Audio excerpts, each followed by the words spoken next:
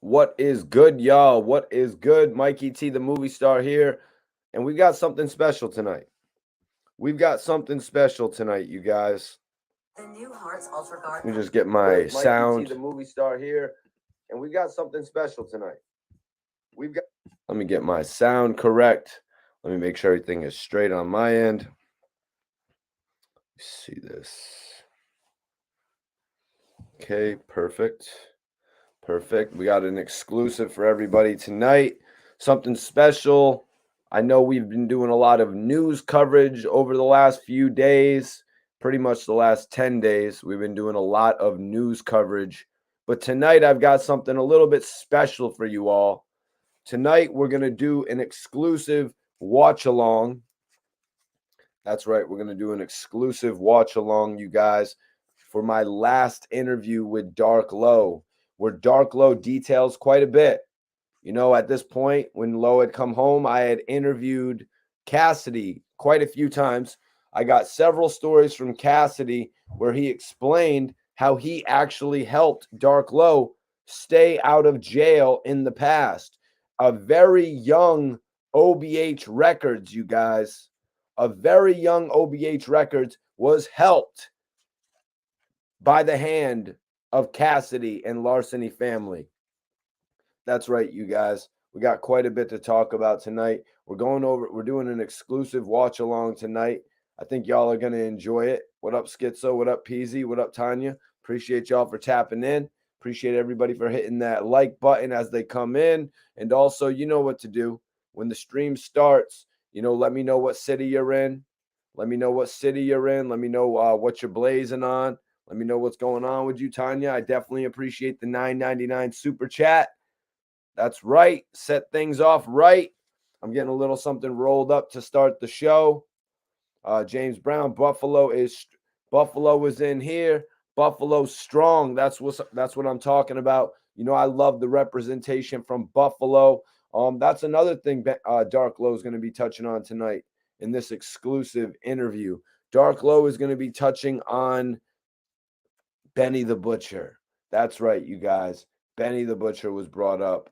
Benny the Butcher was brought up in this exclusive interview. Let me see.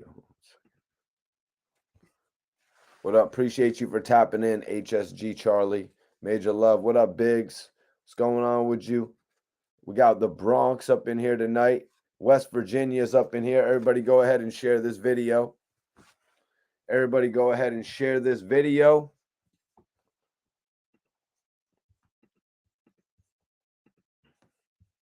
Everybody share this video with all your friends and shit. You know what I mean? Instagram, share it to 10 of your friends on Instagram, share it to 10 of your friends on Facebook, and share it to 10 of your friends on Twitter. Any of the social media platforms that you can send this to, let them know. Tonight, we're watching the exclusive interview with Dark Low. Tonight, we're actually going over some dope shit. You know what I mean? Tonight, we got a heavy exclusive interview to speak on and to watch along with. But definitely appreciate you, Tanya, Karen, G, setting it off right with the $10 super chat. That is love right there. That is love. I definitely appreciate that. I was just actually talking to my guy Twiz. I believe he's on Clubhouse right now. If he pops in the chat, New York City's in the building. New York City's in the building.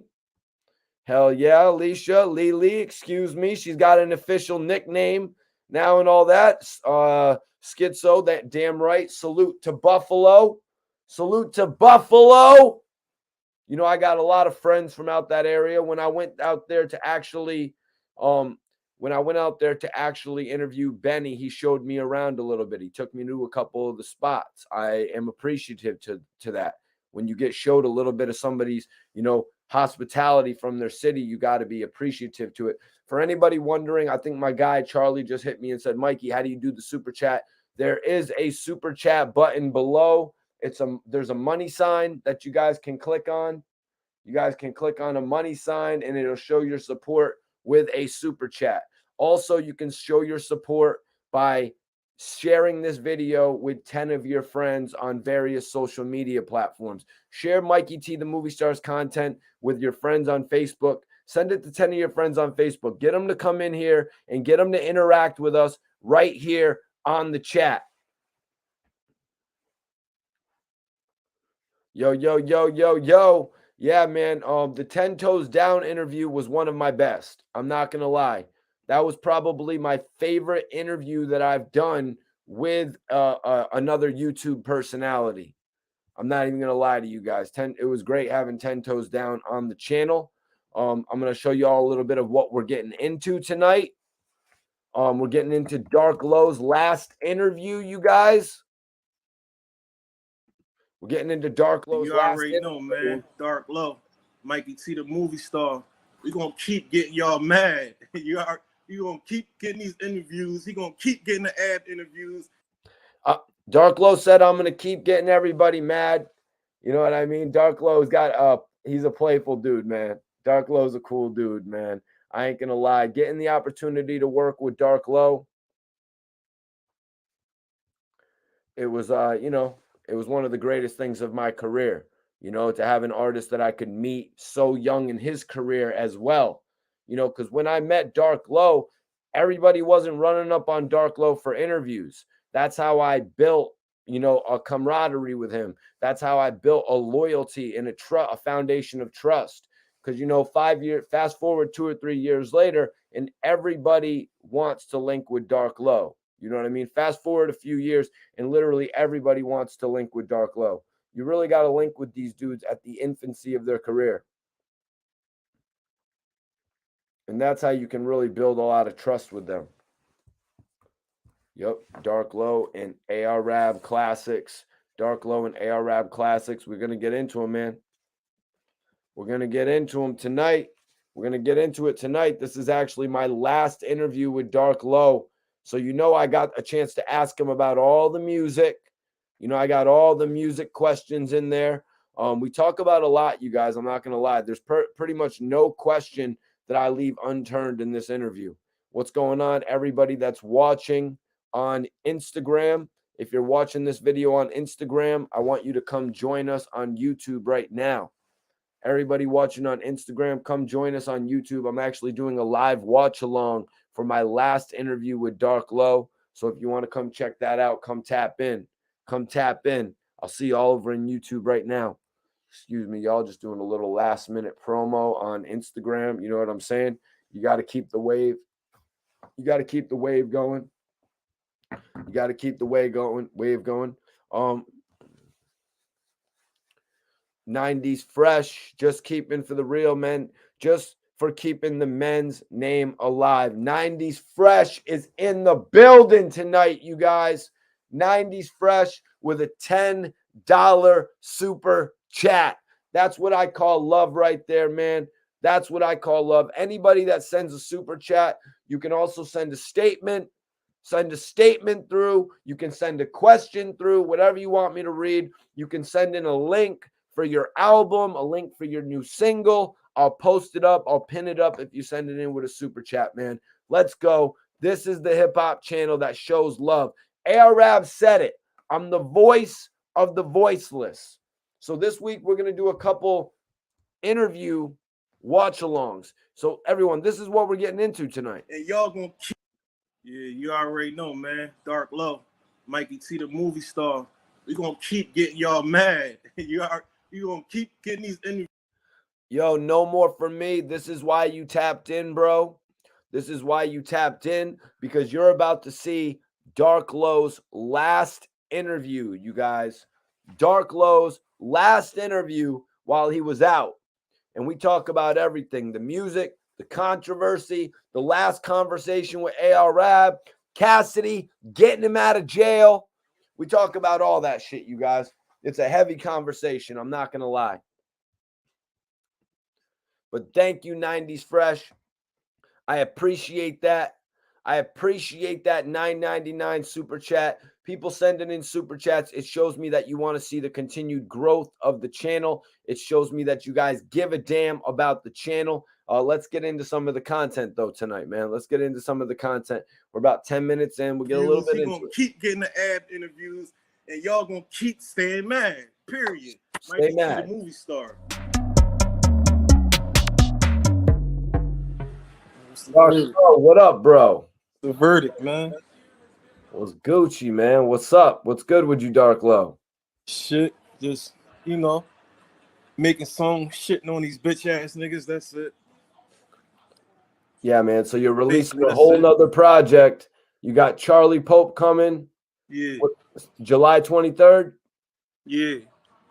Don't forget the half joint after that. Don't forget the 2 solo joints after that. Like, shit's done already. Like, it's not fair no more, man. But yeah, it's working, bro.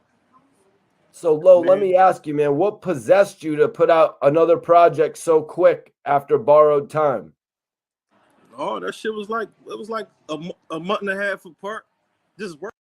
Yeah, I had to ask Lo what was the point, or what was the what was his positioning behind releasing these projects so quickly, between Borrowed Time, that, and the album Charlie Pope, and then the Extreme Measures. He actually released those all within quite a quick span of time. As he's about to start beginning to say here, the Charlie Pope album came out about a month and a half after his album with Harry Fraud. Harry Fraud, who was majorly known for producing with French Montana. They actually linked up and put out a classic, so much of a classic that it was mentioned on the Joe Budden podcast. Let's get back into what Dark Low is saying here, though, you guys. Man, like, I'm just working.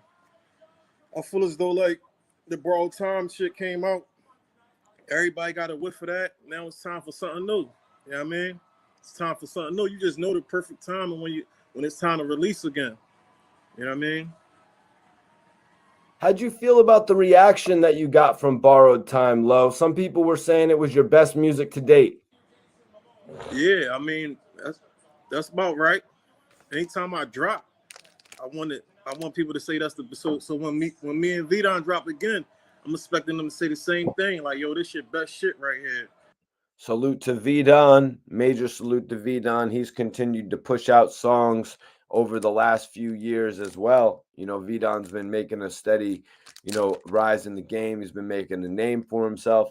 I would definitely love the opportunity to chop it up with Vidon. I've spoken with several producers, Arsonist from the Heatmakers, Scott Storch. You know what I'm saying? I've spoke with multiple producers in the game. So Harry Fraud, even, I've interviewed. So linking up with Vidon would actually be on my bucket list. No pun intended. I know that is a Dark Low mixtape title. But yeah, man, Vidon and Dark Low really just had a sound that a lot of people respected. Every time I drop, I want to hear that. That's what I'm expecting. You know what I'm saying? But that shit was fun recording that with Harry Fraud. You know what I mean? It was super fun. It was fun. And it even got mentioned on Joe Budden's podcast, man. What did you think about that, yo? Yeah, shout out my man Parks. Shout out Parks. I mean, Joe Budden, he was hating a little bit. You know what I mean? Oh, Joe Budden was hating on our boy Dark Low, y'all. Because, I went and I watched that drop. I watched that sequence when Dark Low's album Borrowed Time got dropped up. You know what I mean? They dropped it. They said it was one of the hottest mixtapes of the moment, and it was sort of moved over really quickly. Like, it wasn't given any time to really get any proper consideration on Joe Budden's podcast. You know what I'm saying? Like, yeah, the little hating about it, but I'm just grateful, man, for it even being mentioned on that platform. You know what I'm saying? So I'm just grateful. I mean, I'm fucking around. I don't think Joe Budden's hating. He just oversaturated with all this shit, all this corny shit coming out. So he just like, man, whatever. You know what I mean? But yeah, I just be grateful, man. You know what I mean? Right. Your project Borrowed Time, it started making noise organically. There weren't many marketing dollars put behind it. It made noise organically. Right. That's how it's supposed to be. Like, you can put some money behind it, but it's more better when it's organically. You know what I'm saying? It's more better. you put a machine behind anything, it's gonna go. You play a song every day, that shit might be bullshit the first 3 times you hear it.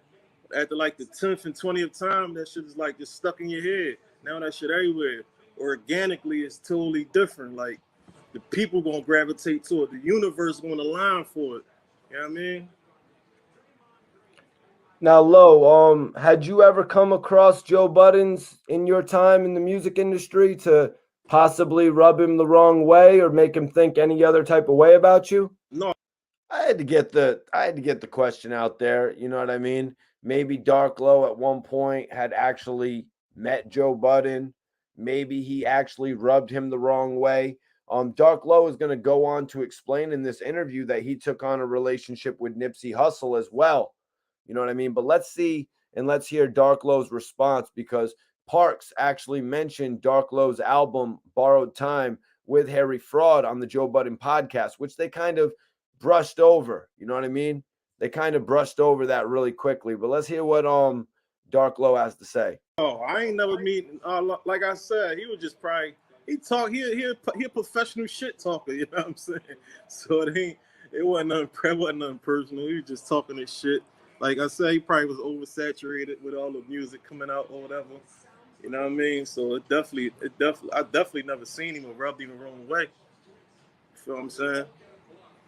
That's what's up, though, man. But you know, because you support the New Jersey scene. You know what I'm saying? You really do. We were just talking the other day about Sue Surf versus John the Don.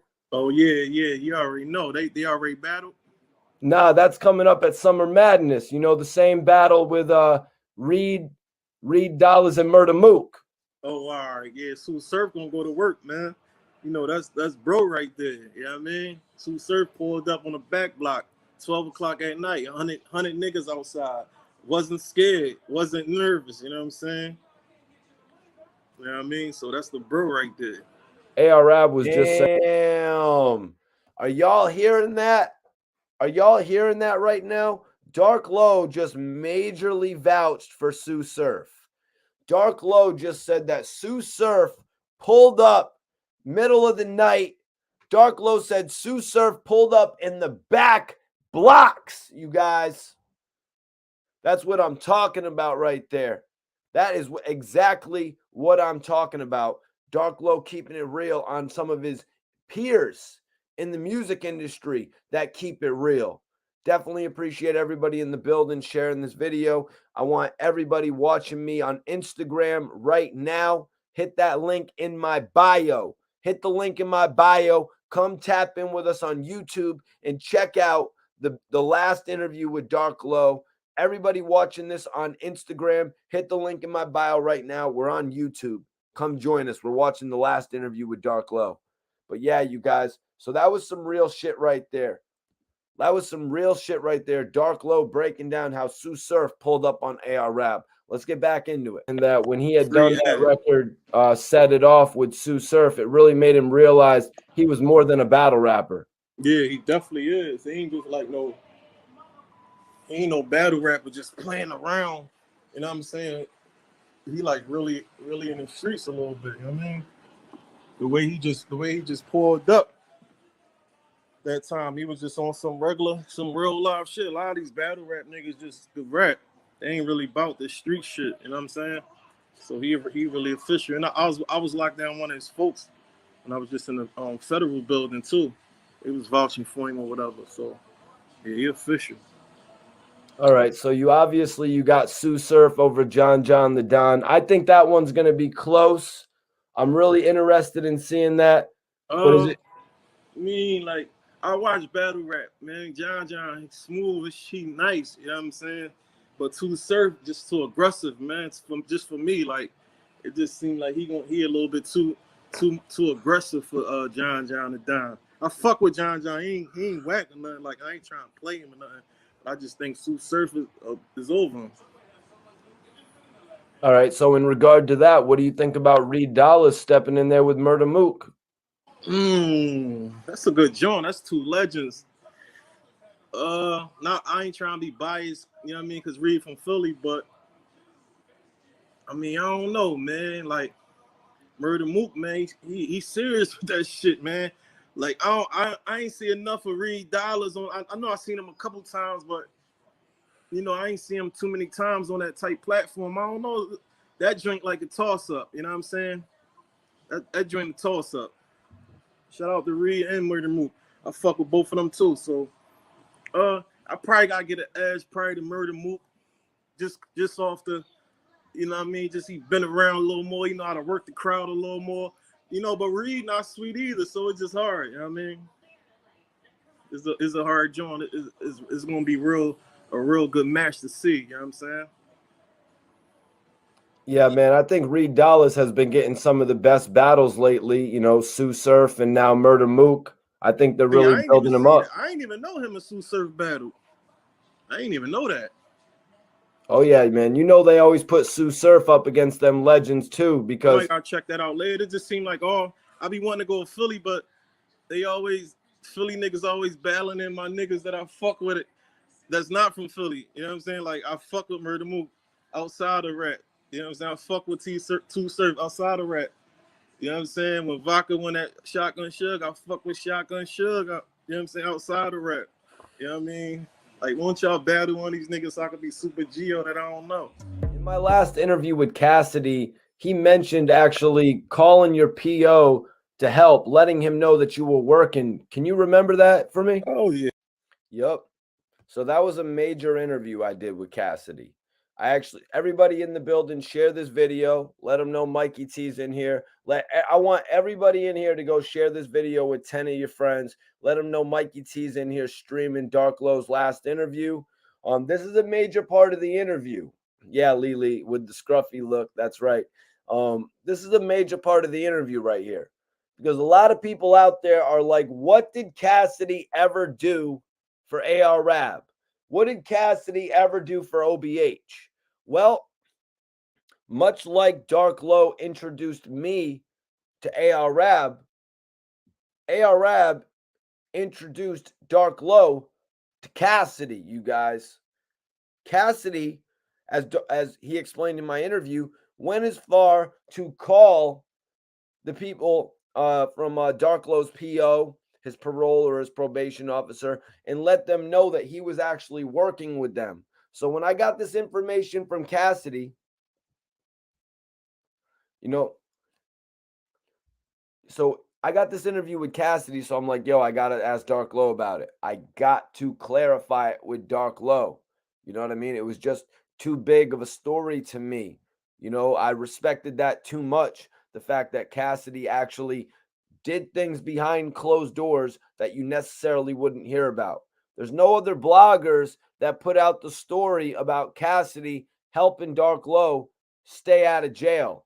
Cassidy keeping Dark Low. Let's hear from Dark Low's words. Man, I went to see my PO. My PO was like you gotta work. You gotta go to work.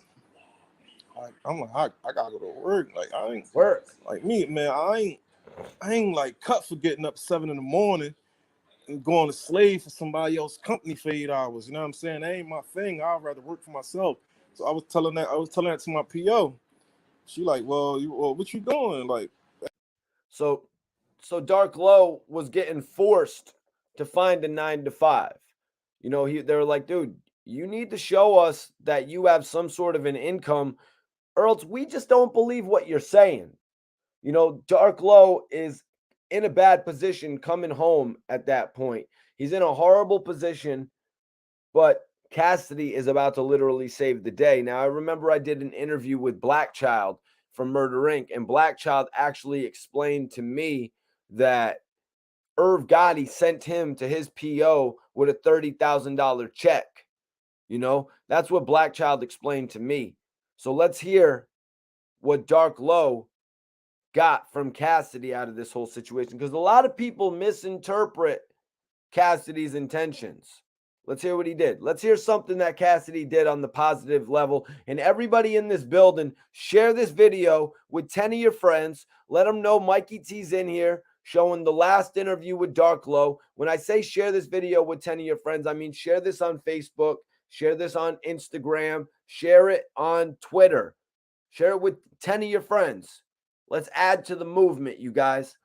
Let's add to the movement. Let's go. At this time, I'm running with Ab now, so I'm getting a little bit of money from this music, just piggybacking off him. You know what I'm saying? And Cass too. You know what I'm saying? So I'm with Cass a little bit. So I'm like, man, Cass, like, man, I'm telling them, I'm bitching though. Like, man, my P on my ass. She told me she won't lock me up. I ain't got no job. Like, she told me I gotta get a job. I gotta pay stubs and all that. So Cass, like, man, you an artist. You ain't gotta work. You an artist. You know what I mean? You full surface or whatever you're saying. You know what I'm saying? Oh, you know, Cass got that full surface, baby. That's what I'm talking about. So you're saying I'm full surface? Oh yeah, hell no, I ain't working on 9 to 5 if I'm full surface, baby. We fitting to put this play in motion. for you. I'm like, yeah, I am an artist. I'm like, bro, call her for me, man. But he ain't call his lawyer call. You know what I'm saying? So the lawyer called.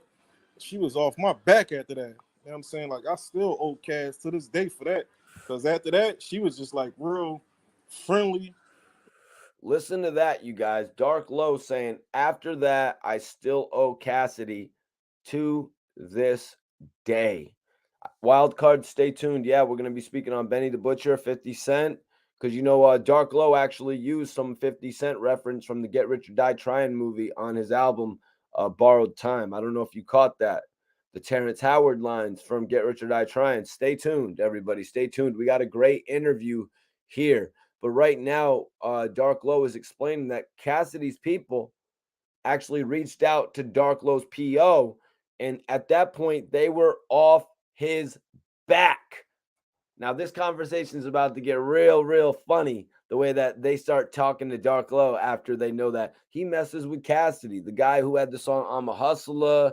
You know what I'm saying? The hotel, the hotel remix. Let's tap in. She probably like, damn, he know Cassidy?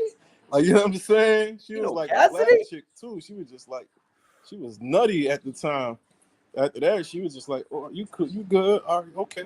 I didn't know you was an artist. I was telling her, like, yeah, I'm an artist. I rap. Like, I got my own company. You know what I mean? I make my own money. I was telling that, but when Cass lawyer called, it was a whole different ball game. So yeah, I still owe Cass one for that. You know what I mean? What did that mean for you to for Cassidy to actually, you know, vouch for you? He put himself on the line for you, man. A lot of people give Cassidy a hard time. No, I mean, that was team. So I appreciated it, but it wasn't like that was my team at that time. Like, Ad, Cash right here, we was all gang. So that was just like you was supposed to do that. That shit went to lock to me though. You know what I'm saying? And I mean, I appreciated it, but like I said, we was brothers. Like that was Cat. That was the big homie. So he was supposed to do some shit like that. You know what I mean? Yep. Facts, exactly. Because when artists get locked up nowadays, you know what I mean? Like if you see Gunplay get locked up, you know that you're gonna have someone like Rick Ross going there to help to the best of his ability to get him out, even with the whole Meek Mill situation. You know what I mean? Even with the whole Meek Mill situation, Rick Ross did everything he could. That's just kind of what you would expect. You know what I mean? From a dude who is running the label that you're associated with, you would expect him to come and get you. We saw how Bobby Shmurda kind of got shysted with it, but that's a much bigger level. You know what I mean? That's a much bigger level. Appreciate everybody for tapping in. Be sure to share this video. This was the last interview I did with Dark Low. What led to the end of your working relationship with Cassidy? Was it the fact that Ab and him separated? No, we just ain't never. Me and him and Ab and Cash, they still love each other. That's like brothers. You know what I'm saying? That's just going through something at the time. Like, you know what I mean? Niggas was going through shit at that time or whatever. They still love each other, man. Ab still love me, man. I talked to Ab about the shit. Ab, like, man, you know, Cash wasn't for Cash. I wouldn't even be, you know what I'm saying? Niggas wouldn't even know who AR Ab is. So what he telling me out his mouth? But it was just a few things that, you know, we disagreed on. But we didn't work, just simple fact that we never. I mean, I worked it with Cass after that. I got on some shit for Cass. He was doing something for the city. It was a few rappers on there. I did some shit for Cass, but we just ain't cross paths after that. That's all. Yeah, I guess Dark Low is referring to the city of brotherly love. Is that what the track Cassidy did with multiple, Philly artists and shit? And it's a little bit odd to me, but obviously Cassidy didn't really see the potential with Dark Low. You know what I mean? But let's be honest, Cassidy was right there with Meek Mill at a certain point in time. AR Rab had Cassidy right around Meek Mill. Meek Mill was actually Cassidy, he didn't flop on that. Cassidy did offer Meek Mill a deal. You know what I mean?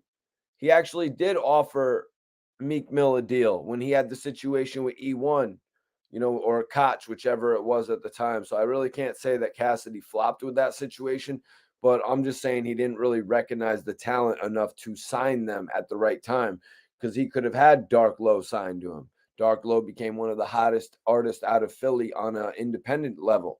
As he was just saying in the interview, a lot of it came through through the organic nature of it. People just fell in love with Dark Low's music. People just gradually fell for AR Rab's, theatrics. You know what I'm saying? They love these guys for different reasons. Nothing like that. So, Lo, I got to ask you, man, can you tell me about the day that you found out you were going to be getting out of jail? How did it all play out? Man, Oh, I shit. was Here cuffed to we the go. hospital. Here we go. I don't mess around, you guys. I don't mess around. I asked them questions. I had to ask Lo about when he found out he was getting out of jail. I think it's actually a pretty crazy answer, though. You know what I mean? From FDC, I had corona, man. I thought I was gonna fucking die in that joint. So they transported me to the Jeez. hospital to University of Penn Hospital, handcuffed to the bed, ankle cuffed to the bed for like a week. Handcuffed to the bed for a week, you guys. Handcuffed to the bed for a week. You know what I'm saying? And then December 1st, that morning, I was knocked out like 7 in the morning. Then the marshals came in, they was uncuffing me. First they came in and sat the phone down.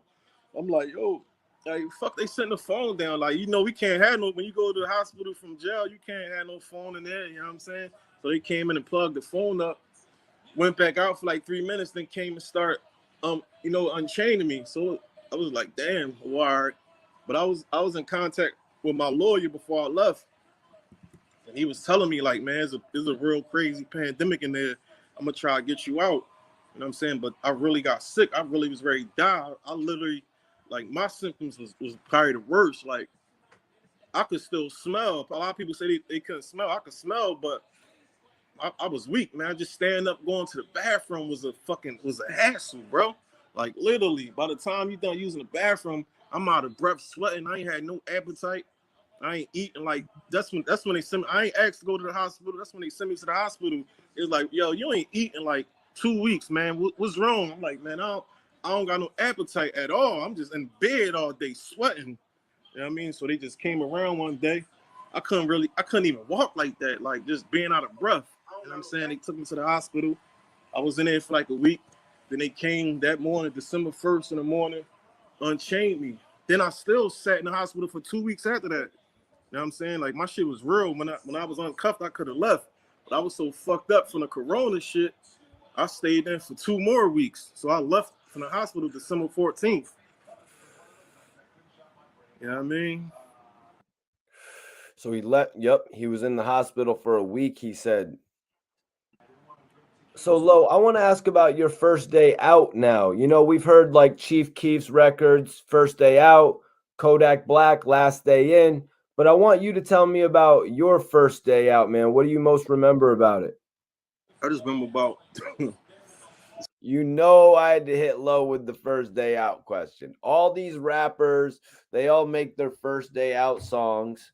You know what I mean? They all make their first day out songs. Fat Trell, Chief Keef, Kodak Black, they all make their first day out songs. But I had to ask Lo about what he did on his first day out. Let's hear about it, man. And I definitely appreciate everybody tapping in. Let me know in the comments if you're digging this watch along format.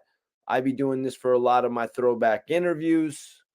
I hope y'all enjoying it. my man pulling up, giving me 7,500. Because I was like, I already had some bread in the tuck, you know what I'm saying?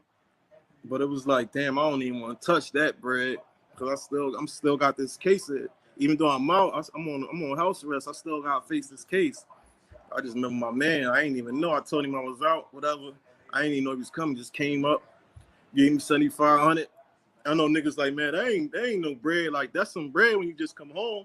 Like the nigga just give you 7,500 and tell you. That is hella bread. Are you kidding me? Somebody coming home and throwing $7,500 on your lap? You know what I mean? I know Rollo was talking about somebody throwing $250,000 in blues on his lap, but yo, Dark Low getting out and actually getting 7,500 thrown on him. And I'm not sure if that's something that, he obviously had to come with a little bit of music, but obviously Low is saying what he's saying here. One of his homies actually was looking out for him, was like, man, you just done lost 13 months of your life. Because that's what Dark Low got locked up for, you guys. 13 months. He got locked up for 13 months. Then he was on house arrest from December, December 7th to to all the way in September when he had to turn himself in. So that's like what, another 7 or 8 months. So altogether, he's had that. He has about 4.5 years left to serve, you guys. What's up, Mr. Clark? I appreciate you for tapping in tonight. Hope everybody is enjoying the content. I'm doing an exclusive Dark Low watch along, my last interview. Let's get back into it. Hope you all enjoy it. If anybody wants me to rewind it, I'm gonna need y'all to send in a bunch of thumbs up. If I get 50 thumbs up, if new people are in here or whatever. But if y'all are pretty much tuned in, we good. We Gucci. Like, bro, I don't need nothing, man. Just get your mind right. You know what I mean? I just remember like my son was like, yo, bring me some taco chips. Them hot ass chips. I just remember that. I'm like, all right, because it's like I never left. You know what I mean? It was like, damn, I really never left. So how have you adapted since coming home? How's your health been? You've been out for 6 months or so, 7 months now. Is everything getting back to natural? Yeah, everything back good. Definitely. Everything definitely back good. You know what I'm saying? Everything, man, that COVID shit, man, that shit crazy, man. I just want to take a second to say that it was great hearing from Dark Low at this point, that now that he had been out of jail, for a few months, that his body and that everything was starting to get back to natural. You know what I mean? Just because of all the crazy circumstances he was facing with, different different things, like having to take multiple pills throughout the day. I'm not sure if he was totally kept up with that while incarcerated. I don't know how they would do that. I mean, I've never been incarcerated before, but it just seemed a bit difficult reading everything that Dark Low would need to take based on the fact that he had a kidney transplant the year prior. Major salute to 90s Fresh. I appreciate you for sending the $4.99 super chat, man. That is love, bro. Love Ron Harvey album. That's what introduced me to Low. Major facts, man. A lot of people in the chat also saying the Testimony album, which Dark Low gave a whole lot of breathing room. I remember speaking to Dark Low about that, and he actually he was very content with releasing projects at that point because he was letting Testimony hold over. But Ron Harvey, this is the same time frame when I met Dark Low as well.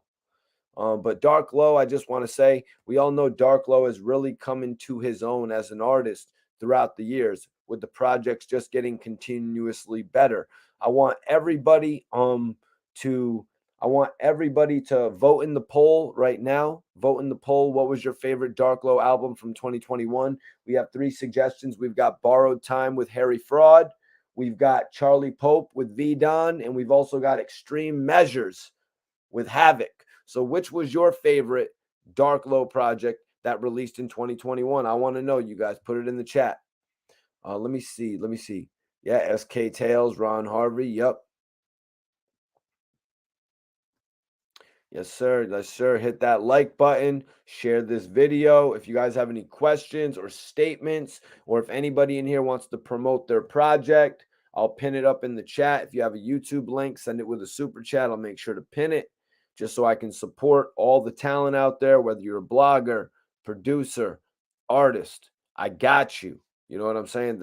That's how this shit works. Let's go. Hood Floor Seats TV, what's going on with you? Let me get some seats, baby. Let's get it going. Salute to you for tapping in. He said, free Dark Low, testimony is fire. Like, I ain't gonna hold you, man. That shit real. You know what I mean? But everything back good. I mean, working out every morning, waking up, working out. You know what I'm saying? Eating the right foods. You know, just taking care of everything. Everything back to normal in the booth every other day. Making songs, you know what I'm saying? So everything back to normal. My chest up, my arms up and shit, you know what I mean? Like, everything back to normal, bro. So, Low, how much have you changed from the man that you used to be? On Borrowed Time, on the track Ani Had Withdrawals, you said, back in the day, I would have ringed your bell. Sweatsuit Chanel. Stuff. Yeah, it was just Sweatsuit Chanel. like I changed, bro. I ain't really trying. He changed, you guys. You know what I mean? When you get to a certain point in the industry where you're getting all types of paper, you know what I mean? Like after Ab had got that shout out from Drake and people were calling Ab's phone and he was like, 6,000? All right, all right. 8,000? Okay, we got you.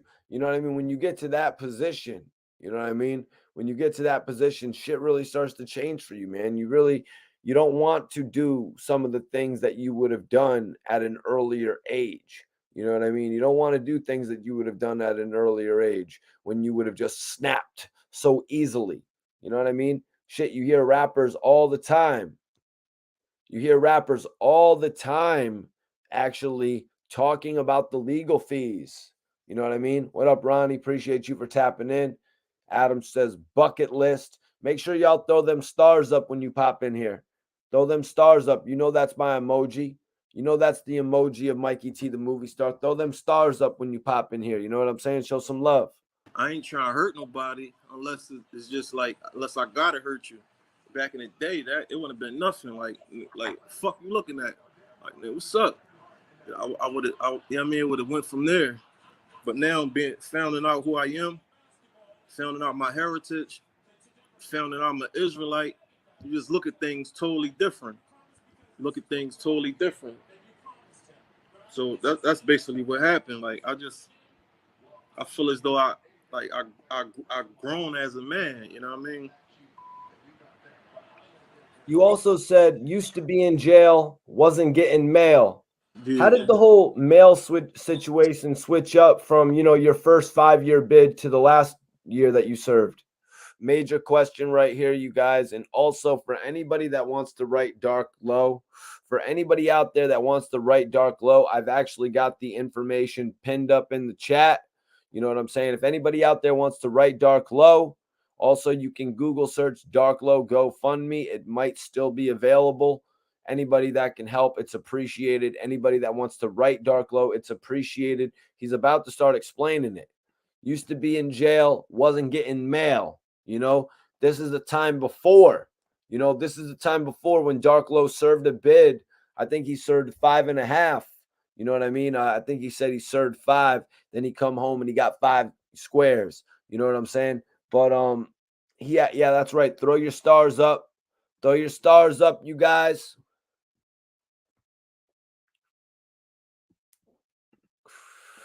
Throw your stars up, you guys. Throw them stars up and show some love to the channel.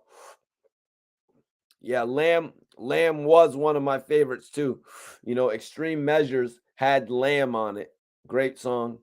You can't doubt the chemistry of Vidon and Dark Low on Charlie Pope. I actually predicted that mixtape title once I saw a hashtag. And then Borrowed Time probably is arguably a lot of people's favorite. Borrowed Time actually has 48% of the votes right now. So jump in the poll and vote if you haven't yet, y'all. Yeah, that's right. Throw them stars up. Throw them stars up, man. Throw them stars up.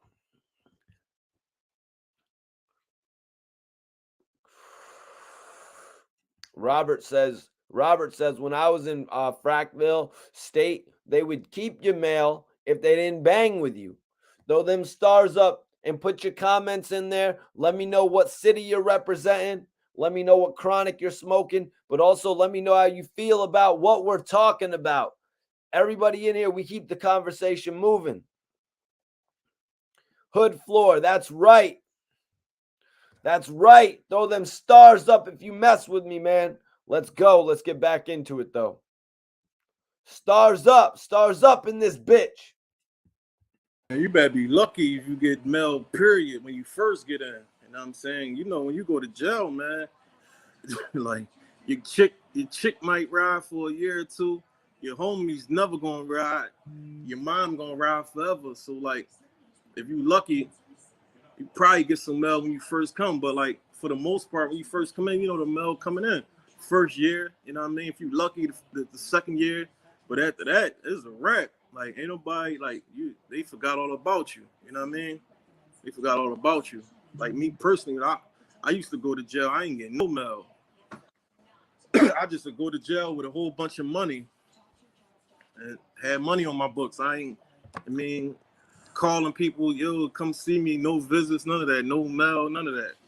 But now growing up as a man, you see, like, once you start keep going back and forth to jail, ain't nobody trying to be dealing with that. Like, man, you a jail. Even like your family, your mom will probably be like, listen, man, I ain't doing it no more. This is the last time. So a lot of dudes you see in there just back and forth in there. You know what I'm saying? Family tired of them. Chick probably tired. You know what I mean? So if you look at the project Borrowed Time, can you pick a favorite track? Some of mine are Careless, Premonition, Blicky, even Daily Prayers has people talking, man. That's like He actually did a video for Daily Prayers. Blicky was one of my favorites, to be honest with you, man. You know, I really wanted to get in depth with Dark Low about the Borrowed Time project. I wanted to get in depth with him while I had him. You know what I mean? I was really trying to do as much work with Dark Low as I could before he got locked up. I actually, you know, Dark Low had a big he always called PD Crack his favorite artist. So I really wanted to do a whole podcast with Dark Low speaking about PD Crack's career. I had a whole bunch of ideas, you know what I mean, to shoot with Dark Low. But you know, when you get sentenced, man, sometimes you just got to let somebody go through what they're going through. You don't want to just keep on prying about the interviews. You know, I don't want to just keep on, yo, Low, we can interview about this, we can interview about that. More so, you just want to show them respect. You know what I mean? More so, you want to show them gratitude for what you have done.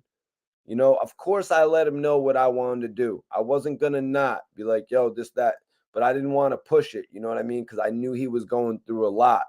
Right now, he's going through a whole hell of a lot. He's got about 4.5 more years to serve. Like, Dark Low is going to have a music career when he comes home. You know, Dark Low proved that. He showed me when he first got locked up in 2019. Before that, Dark Low had 100 people in his live video. When Dark Low came home, it brought the fans out because all those fans saw that their favorite artist had been snatched away from them. So all those people who would not tune in when he came home, he had over 900, 1,000 people tuning into his Instagram live videos. All those fans that had Dark Low snatched away from them are like, we are not going to lose Low this time. That's why it's so unfortunate that he had to go in and, you know, actually ultimately cop out to a 7-year sentence in prison. Ebel, I appreciate you for tapping in, man. Adam Street, if you want to ask questions, if you want to ask a question like that, bro, I'm going to need you to send in a super chat, man. That's kind of a detailed question. asked me to pick my favorite kid, man. Like I love all them joints. I just love the project as a whole. You know what I'm saying? But you know, basically the ones I shot videos for, that's probably ones that I had a good ear for, that I wanted to put a visual towards it. You know what I'm saying? But you know, I love all the tracks on there. That's what's up, man. And talk to me about the features. 38 Special, Goldie Yeah. James. You know, 38 Special, that's the bro, you know what I'm saying? I did some shit off. I think he dropped a compilation album when I was locked up. I did some shit for him. You know what I'm saying? That chemistry was real heavy. You know what I'm saying? So I went back and got him on this joint. You know what I mean? So that was just regular, you know what I mean? That's kinfolk right there. You know what I mean? Whole upstate. You already know, I already know how I'm rocking with them. So, you know. On Blicky, one of my favorite tracks, Blicky, you referenced one of the great Tupac quotes. Revenge is the sweetest joy next to getting pussy. You said revenge sweeter than pussy. Slide up on me. How much of an influence does Pac play on you, Lo? Huh? How much of an influence does Pac play on you?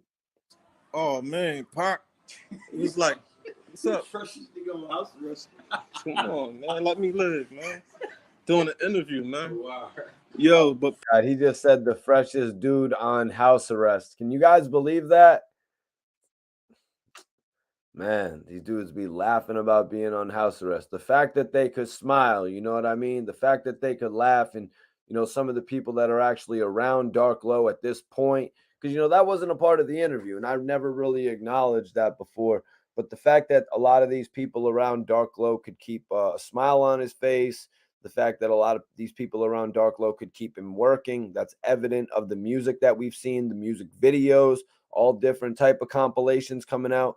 I'm just saying it says a lot, man. He had some positive people around him when he came home,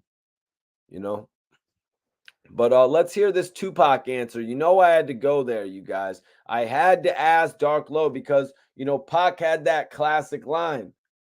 So, and Dark Low kind of remixed it a little bit. So let's hear what he has to say here. Pac was like, the thing with Pac was like, his interviews got me. You know what I'm saying? Just looking at a Pac interview will get me. I mean, I listen to his music. You know what I mean? He had a serious message. But then when he talking his interviews, it's just like, damn, like he just dropping all types of jewels. You know what I'm saying? So just off his interviews, he was a big influence on me. You know what I mean? And when I was a little bit younger, they used to say I look like Tupac. I used to rock the bandana with tied in the front with the, you know what I mean? The two in the front and all that. What? Man, sometimes people just be saying some crazy shit in my interviews, though. I ain't even gonna lie. Let me hear if I called Low out on that.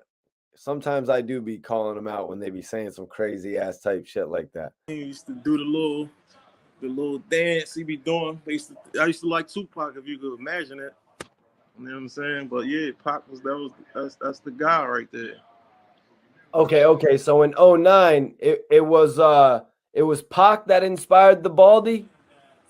In 2009, it was Pac that inspired the Baldy, because I was thinking it was the Onyx era. But No, because 09 my was the homie Onyx Bang, yeah. Now I'm remembering this. Once Dark Low had said that, it brought me back to his lyric on one of the songs. What song was it, you guys, when Low had said back in 2009 when I used to rock the Baldy? And I was thinking maybe he was like Tupac Death Row era Baldy. But in reality, when I was going to ask him the question, I was thinking it was more influenced by Onyx, because, a lot of people back in the day, they shaved their head because of Dro, and Sticky. You know what I mean? So Low kind of flipped. That's where I took it. You know what I mean? Sometimes I'm not going to call somebody out and there's a much more interesting way to take it than actually just calling Low out and joking around about it. You know what I mean? It's not like I'm interviewing Cat Williams or DL Hughley, or, you know what I mean? It's not like I'm interviewing one of the comedians. Like, you know what I'm saying? I'm interviewing Dark Low. So let's continue to get a little bit of the history from his life. Smurf did the Baldy like Fredro. Yep. No, it was just a little, a little phase. Like, I'm rocking a Baldy this summer. And you look like Pac. I could never get to that. Saying? And when I was a young... Oh, I got him right there. But I want to know in the chat, did any of y'all in the chat ever, Dark Low said rock a Baldy for the summer. Did any of y'all rock a Baldy? for the summer?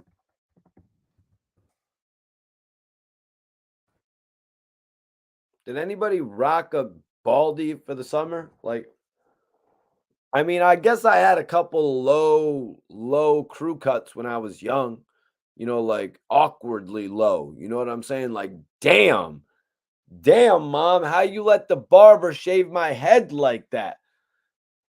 So we don't have to go back. Cordero says, hell nah, Mikey T. Duke says, yeah, I'm bald now. Wild card says, I plead the fifth. Did any of y'all? No, I'm saying before y'all maybe went bald. I know my uncle, one of my uncles, who was like, he went bald when he was like 26, though. So some people, it can hit you at any different age. But I'm saying, like, did anybody ever just shave their head and rock the baldy for the summer? You know what I mean? Like, yo, we baldy this summer. You know what I'm saying? Onyx, Tupac. I'm sorry, KD, bro. I'm sorry, man. Hood Baller 9 says I had bald cuts. Bald cuts, are you trying to say? When I was younger. Yeah, sometimes you would just get the like it was called what they would do at some of the barbershops. They would do a crew cut, a military style crew cut, where they would you'd go in there, they'd shave everything off your head, and I think it would cost like $10 or $15, like the bare minimum. You know what I'm saying? But yeah, my bad, man. My bad about that, man.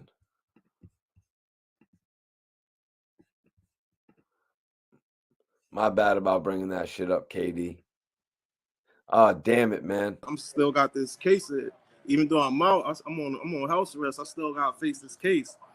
I just remember my man. I ain't even know. I told him I was out, whatever. I ain't even know he was coming. Just came up. My mom used to be like, "Damn, why the hell you getting? Why are you getting a bald head?" Like me and my big brother, we all used to rock baldies. Okay, it's good. Shit. And then, of course, you had ARAB on Vultures. Yeah, that was some shit me and Ab did. Well, me and Ab did a song before he got locked up. You know what I'm saying? But that was on the other song, some shit. My verse, y'all never heard my verse. I just changed my verse and put it on a Harry Fraud joint and put Ab on the Harry Fraud beat. You know what I mean? So, any word on the Goon and the Crook? You did tell me there was 10 ARAB verses, and Ab actually confirmed that for me. Yeah, man. That shit. So for anybody out there asking, like, how many ARAB verses are probably out there? Now, we've heard other joints where Ab actually has an album, a Road to Glory album with about 8 to 10 tracks on it. But we've also heard in interviews ARAB say that he has 10 verses recorded for the Goon and the Crook. So that's why I had to ask Dark Low about that right here, man. I got him. We're doing an interview. We only did 2 or 3 interviews while he was out. You know what I mean? We only did 2 or 3 interviews while he was out. That's right. I interviewed him twice. He interviewed me once. He got on his reporter shit. Dark Low got on his reporter shit and actually interviewed me, which was hilarious. But I'm really appreciative to that because not everybody was out there hitting me up to interview me. You know what I'm saying? So the fact that Dark Low actually wanted to interview me, I extremely appreciated that. You know what I'm saying? Dark Low put 100,000 views on my interview. I appreciate that, Low. Free Dark Low. You know we're working every day. You know we're working every day, man. We're working every day to get this situation right. I know Dark Low is holding it down. I hope Dark Low is well. And I think Dark Low knows out there because, like he said a little bit earlier in this interview, he at one point didn't get that much mail. You know what I mean? At a certain point, he wasn't really all that the most popular in the industry when he really first got started and he was making all the street DVDs and shit like that. He went in, you know what I'm saying? He did some time, came out, kept grinding on the street DVD market, but then he got bigger. Now he's got more popular. Now he went back in, he got all types of fan mail. And based on what Lowe was saying in the interview, I think he really appreciated that. Let's get back into it since we got through the Baldies conversation. Shout out to all my guys, Fredro. That's my dude right there. We actually spent about 3 hours chilling in a hotel. No. We were chilling in a lobby. It wasn't a hotel lobby. It was an airport lobby. We was chilling for 3 hours in a hotel, an airport lobby because we missed our flight out of Trinidad, you guys. That's right. Me, Fredro, my boy Newport Nick, Domination got out of Trinidad. Domination and Grams got out of Trinidad, but me, Fredro, and Nick all got stuck in Trinidad. So I spent about 3 hours with Dro just chopping it up in the lobby at the airport. It was dope, though. I ain't gonna lie. You guys. That's little Johnny's in the building. Salute to little Johnny. I ain't gonna lie, man. Getting that opportunity because I actually vibed out with Fredro for like a whole 3 or 4 days in Trinidad. Like they had a whole show for the Feed the Wolves that Fredro Star hosted. Shit was lit. You know what I mean? I did a couple interviews with Fredro that you guys can just tap in and look out right now and shit. But you really get to know somebody when you miss a flight and you guys have to just chill for 3 hours. But let me tell you something. Fredro got the hell out of there. Me and Newport Nick, we actually had to get a flight back the next day and stay one more day in Trinidad. And at that point, we weren't staying at the Hyatt no more. We had to go stay at one of the most rundown spots in Trinidad. It cost like $9 a night for a hotel room. It was like $38 TT for a hotel room or some shit like that, man. But I was like, yo, Nick. I was like, Nick, man, I ain't just going to be sat up here at the hotel. You know what I mean? I'm not just going to be sat up here at the hotel, man. We're going outside. We're going to walk around and shit. And at this point, we were, how old was I? This was 2009. This was 2009. So I was 21. Yeah, I was like 21 or something like that. So I'm born in 1988, 88, 98, 98, 98, 2008. Yeah, 2008, 2009, 21. So we're, running around to the little stores buying beer and shit like that. It was dope, man. John, we're actually doing a watch along. We're actually doing a watch along for the Dark Low interview, man. I got a little bit caught up. Talking about my time in Trinidad, missing my flight with Fredro Star and Domination and all them, of course, made their flight, but we all missed ours. But let's get back into this joint. Like, it's there. Me even got holla at Poe. That shit there though. Like, he's talking about the Goon and the Crook, by the way, you guys. I don't got no possessions of the songs. If I had it, that should have been out. I mean, holla at a few folks, see what's going on. I still got a couple joints for me and Ad. Going if not, you still gonna hear the songs anyway. They still gonna come out. They be on my album. Ad got his album coming out soon. Low, how was it working with Harry Fraud after actually jumping on one of his beats back in the day, Birds on a Wire? That shit was an honor, man. Like, spoken into existence. Facts. You know what I mean? Facts. That was like one of my first tracks, Birds on a Wire. Did it, one of my biggest tracks still.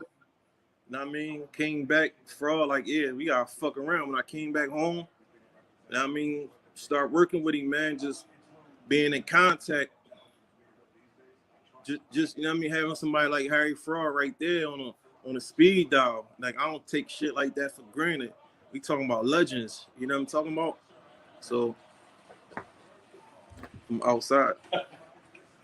Yeah, so that was what was that? Action Brosnan and Jody High Roller. Yeah. I used to fuck with Action Bronson. That's how I came across the beat. You know what I'm saying? I'm like, damn, I'm gonna fuck this beat up. Then it was like the instrumental was right under it. I was like, oh yeah, I'm ready to fuck this joint up, but I'm gonna do it in my version though. You know what I mean? Harry Fraud seemed really hype about the project, man. I seen him make a couple posts about how well the project was doing. Yeah, man. Like, it's just like when you like I just said, like, you got dudes like Harry Fraud, man.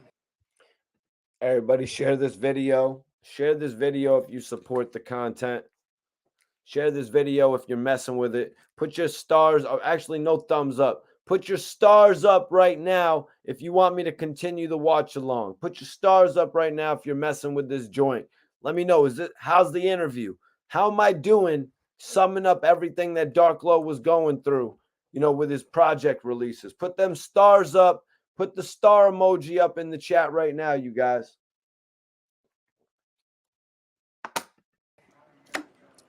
That should be a blessing for him to even want to work with you, period. But then after it's done and he's like, yo, this is some of the hottest shit I ever did. Like, you know what I'm saying? That shit, you just be appalled. Like, you know what I mean? Like, I'm different from the rest of these dudes, man. Like dudes ain't moving like me, man. They round in these little fairy tale ass bars, but ain't nobody feeling them. You'll never get a track from Harry Fraud, V Down, Havoc. You know what I'm saying? Or Derringer. Me and Derringer got like four. I got like 4 tracks from him already. Fuck around, put on another solo album dropping. Like, you dudes will never get producers and shit. I gotta go search on YouTube for free beats and all that. You know what I mean? Yeah, I mean. So, Lo, did you do much writing while you were in jail, or is everything you're coming out with new and fresh?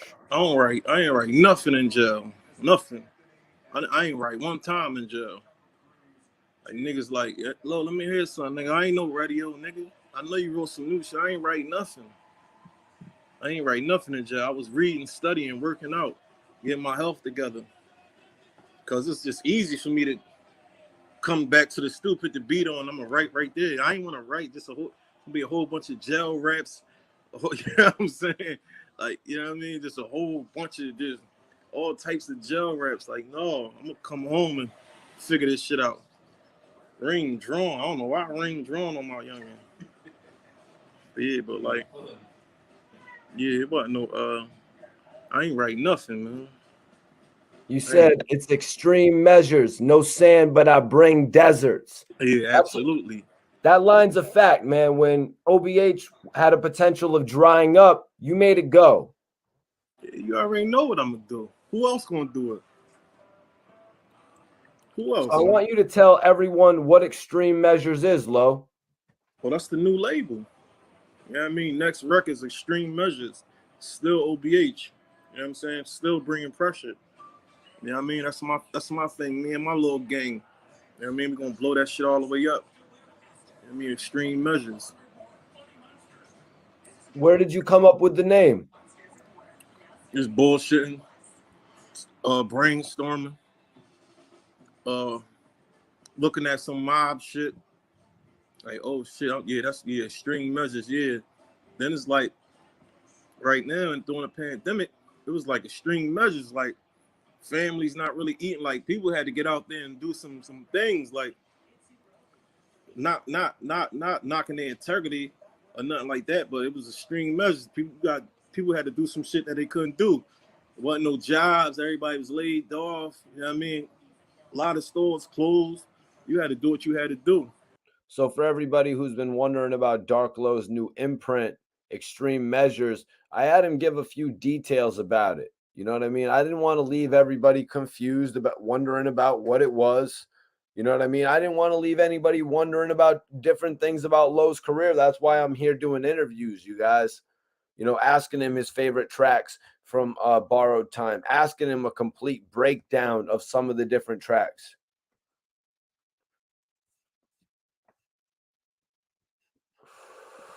Man, don't be mentioning other weirdo.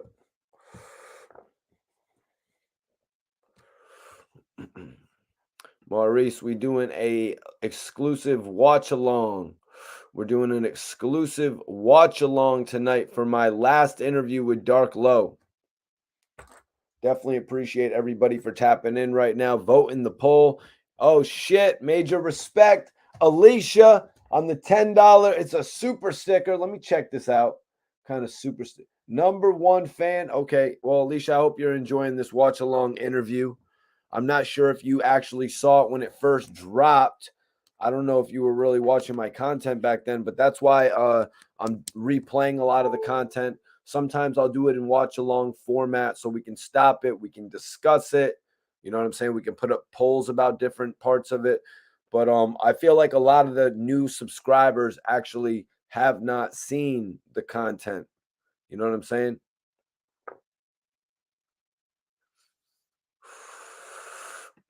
Yeah, this is my last interview with Dark Low right here, you guys. I hope you're enjoying it. Share this video. That inspired it a little bit too. Those extreme measures, man. So Low, we're gonna get into another lyric. We're gonna get into another lyric from Borrowed Time. You said, "I need it all handed to me. 15 the mandatory. Lawyer handled it for me. You gonna sing like Tory." Right. I need everything. Was it a shot at Tory Lanez though? Was it a shot at Tory Lanez is what I was wondering. Was Dark Low taking shots? You gonna sing like Tory. You gonna sing like Tory. Was he taking shots at Tory Lanez on his album? Because honestly, I think Dark Low and Tory Lanez would do spectacular music. So I had to get to the bottom of it. Hand it to me. I mean, they say career criminal in there. Career criminal, automatic 15 years. You know what I'm saying? That's why I took the deal. Like they said, they're gonna drop the gun charge, and keep the witness tampering. So I had to hop on that. You know what I'm saying? But you remember when I don't know if you remember. Matter of fact, I ain't gonna talk about that. But yeah, I had to. Whoa. Why aren't you gonna talk about it? I had to hop on that. You know what I'm saying? Like y'all gonna drop the gun charge, and I could just plead out to this intimidating witness. Like, all right, y'all got me. You know what I mean? So, I had to bring up this line because obviously you're just throwing. You guys heard it, man. You guys heard it right there. Why Dark Low took the charge. It seemed like they were offering him a deal. You know what I mean? We're gonna drop this if you plead out to this. It seemed like a pretty cut and dry deal. A lot of people thought Dark Low was actually served 13 months.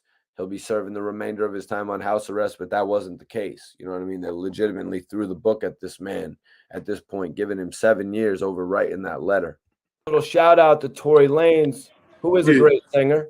Yeah, that was just a little quick shout out. Shout out to Tory Lanez. Get over that little bullshit. Tory Lanez, get over that little bullshit, man. I told you reminded me of a young Meek Mill. Because you grinded back when you was a younger artist, how heavy as Meek Mill grinded. You know what I'm saying? You grinded when you was unknown, and you made sure the bigger names, like he first got recognition working with Trina and shit like that. He made sure the names like Trina respected him, and look where he is now. I saw that in him when I first met him outside of the Red Room at Circle House Studio. I was like, yo. I met Tory Lanez and I was like, yo, man, you got a hell of a grind. You remind me of a young Meek Mill. I hope I don't bring that up in this interview. Please don't tell me I brought this up in this interview. I mean, shit rhyme with it. Like, quick little shout out. Nothing major, nothing more, nothing less. I mean, you do know Tory Lanez has a bit of a street edge to him. He's heavy out here. Yeah, I've seen Tory Lanez put his knuckles on somebody before. Oh, shit. You know what I'm saying? That wasn't no diss to him or nothing like that. Okay, it wasn't a diss. I know he ain't no sucker. Would you be interested in working with Tory Lanez, Lo? Hell yeah. He get on one of them hooks, a little bridge, some gangster shit, or we go bar for bar. Because he got bars too. You know what I mean? You see, Low knows his shit. Low knows his shit. A lot of people don't actually put these R&B cats in that lane where it's like, okay, these cats actually got freaking bars too. Chris Brown jumped on a number of records spitting his bars when you think he would more practically just be singing the hook. Nah, he turned up on a different level. Dark Low recognizes that as an artist and how to create and mesh with other artists. You could see the transformation in him. Yeah, man, he's a real one, yo. He showed love to Casanova, and he's done a lot of work with a lot of real ones, so I actually respect that. Yeah, he official, bro. He official. Official. I'll say this, Tori is a real one. I actually met him once, Lo. Oh, I had told him he reminded me of a oh, damn it. I really had to tell this story. And we were legitimately, Dark Low and I were legitimately like being watched by like 900 people at the premiere of this. Young Meek Mill. He didn't really like that. I mean, you tell anybody, I don't know what was his reason. You tell anybody they remind you of another man, they ain't gonna like that. I'm like, what? Yeah, I remind you of me. They say, Right. they say I remind them of James Harden. Like, don't get it fucked up. Yo, people be saying that all the time, Lo, That that you shit remind old. them of James Harden. I think, didn't your boy just get caught up with Lil Baby in Paris? Well, you park across the street. Oh, hold up. He did what? What was that, James Harden and Little Baby? What? What? Yeah, James Harden, your boy James Harden was actually detained briefly with Little Baby. I guess they got caught with like 20 grams of weed in the glove box. Oh yeah. Oh, in Paris, yeah, they be acting crazy in Paris. Yeah, they don't play that. That's what what's the kid from Harlem? Wasn't he locked up? Oh, shit. Yeah, the homie ASAP Rocky. Rocky. They tried to keep ASAP Rocky there forever. Trump had to step in. You know what Yeah, I I mean? believe he's making a documentary about that. Oh yeah? Yeah, I believe so. Has James Harden ever reached out to you, Lo? No, but I know he know who I am. Because every time somebody always at him, either on his page or on my page, I get the ads. So he probably like, damn, dude, like, you know, I look like dude. You can't say I look like him. I had my beard and all that first. He had the buck face. You know what I mean? When he first came out, I already had the beard going and all that. You know what I'm saying? He started growing and shit. Then he started looking like me. So they say. You know what I mean? I fully expect him to reach out to you at some point and be like, Lo, we look alike, Oh and I no, know we both I mess met with each Westbrook. other. I met Westbrook in the elevator. He was like, he didn't say it, but I took a pic with him and shit. He was like, yo. He was like, yo. I knew what he was thinking though. This when he was playing with OKC. Like, yo, I already knew what he was thinking. But he was like, he never minded though. I know what he was thinking though. Yeah, I guess it was Sweden that ASAP Rocky had got locked up in, but nonetheless, these European states or Oh, these European Sweden? countries. Oh, why? Yeah. I heard they kind of crazy over there. You don't want to get locked up over there. Yeah, man. But Trump had to yo, come get ASAP Rocky. that's what's up, Lo. Yo, man, I really appreciate the interview, Lo. Let's interact with the people for a little bit before you get up out of here. What do you want everybody to know about Charlie Pope? Why did you call it Charlie Pope, big bro? Cause my name Charlie Pope now, man. AKAs, there was various. You know what I'm saying? Out of LA with Nipsey and the Savages. You know what I'm saying? Eating steak and asparagus. That's my name. You already know my name, Charles. They call me Charlie. You know what I'm saying? The county, they call me Chucky. You know what I'm saying? At Knifeford. But this joint is Charlie Pope, man. Like when I'm in my hood, bro, I'm not trying to brag or nothing. When I'm in the hood, I'm Pope status, bro. Like niggas really be like kids running up to me, man, an ice cream truck, 100 kids, yo, we want ice cream. Like it's just love, like it's just super love. You know what I'm saying? So it's just like Charlie Pope, man. Keep it regular like that. AKAs, there was various. It's more coming. It's more AKAs coming. You know what I'm saying? It's joint like a timeless too. Charlie Pope edition. So, Lo, tell me about reconnecting with V-Don. He's doing big things, yo. Lloyd Banks, but they really say you and V-Don have the sound. Yeah, can't nobody fuck with me and V-Don. We ain't like we never disconnected. We still was working. When I was working with Harry Fraud, I still was recording a bunch of V-Don stuff. Like me and V-Don just always working. Like we always gonna work. You know what I'm saying? Our chemistry together is just heavy. And that's another one, just like Harry Fraud. I jacked one of V-Don beats before I met him. You know what I'm saying? Remember you got that V-Don beat for me? Yeah, I remember that. I was like, yo, this is when I first came home. I'm like, fuck the internet. How you gonna get the beat off? Like, I was lost. Like, how we gonna do this? Like, my little brother did that shit. You know what I mean? I rapped off it. He like, yo, man, won't you holler at him? He gonna holler at you. Like, man, that nigga ain't gonna holler at me, man. Like, man, I'm telling you, just holler at him.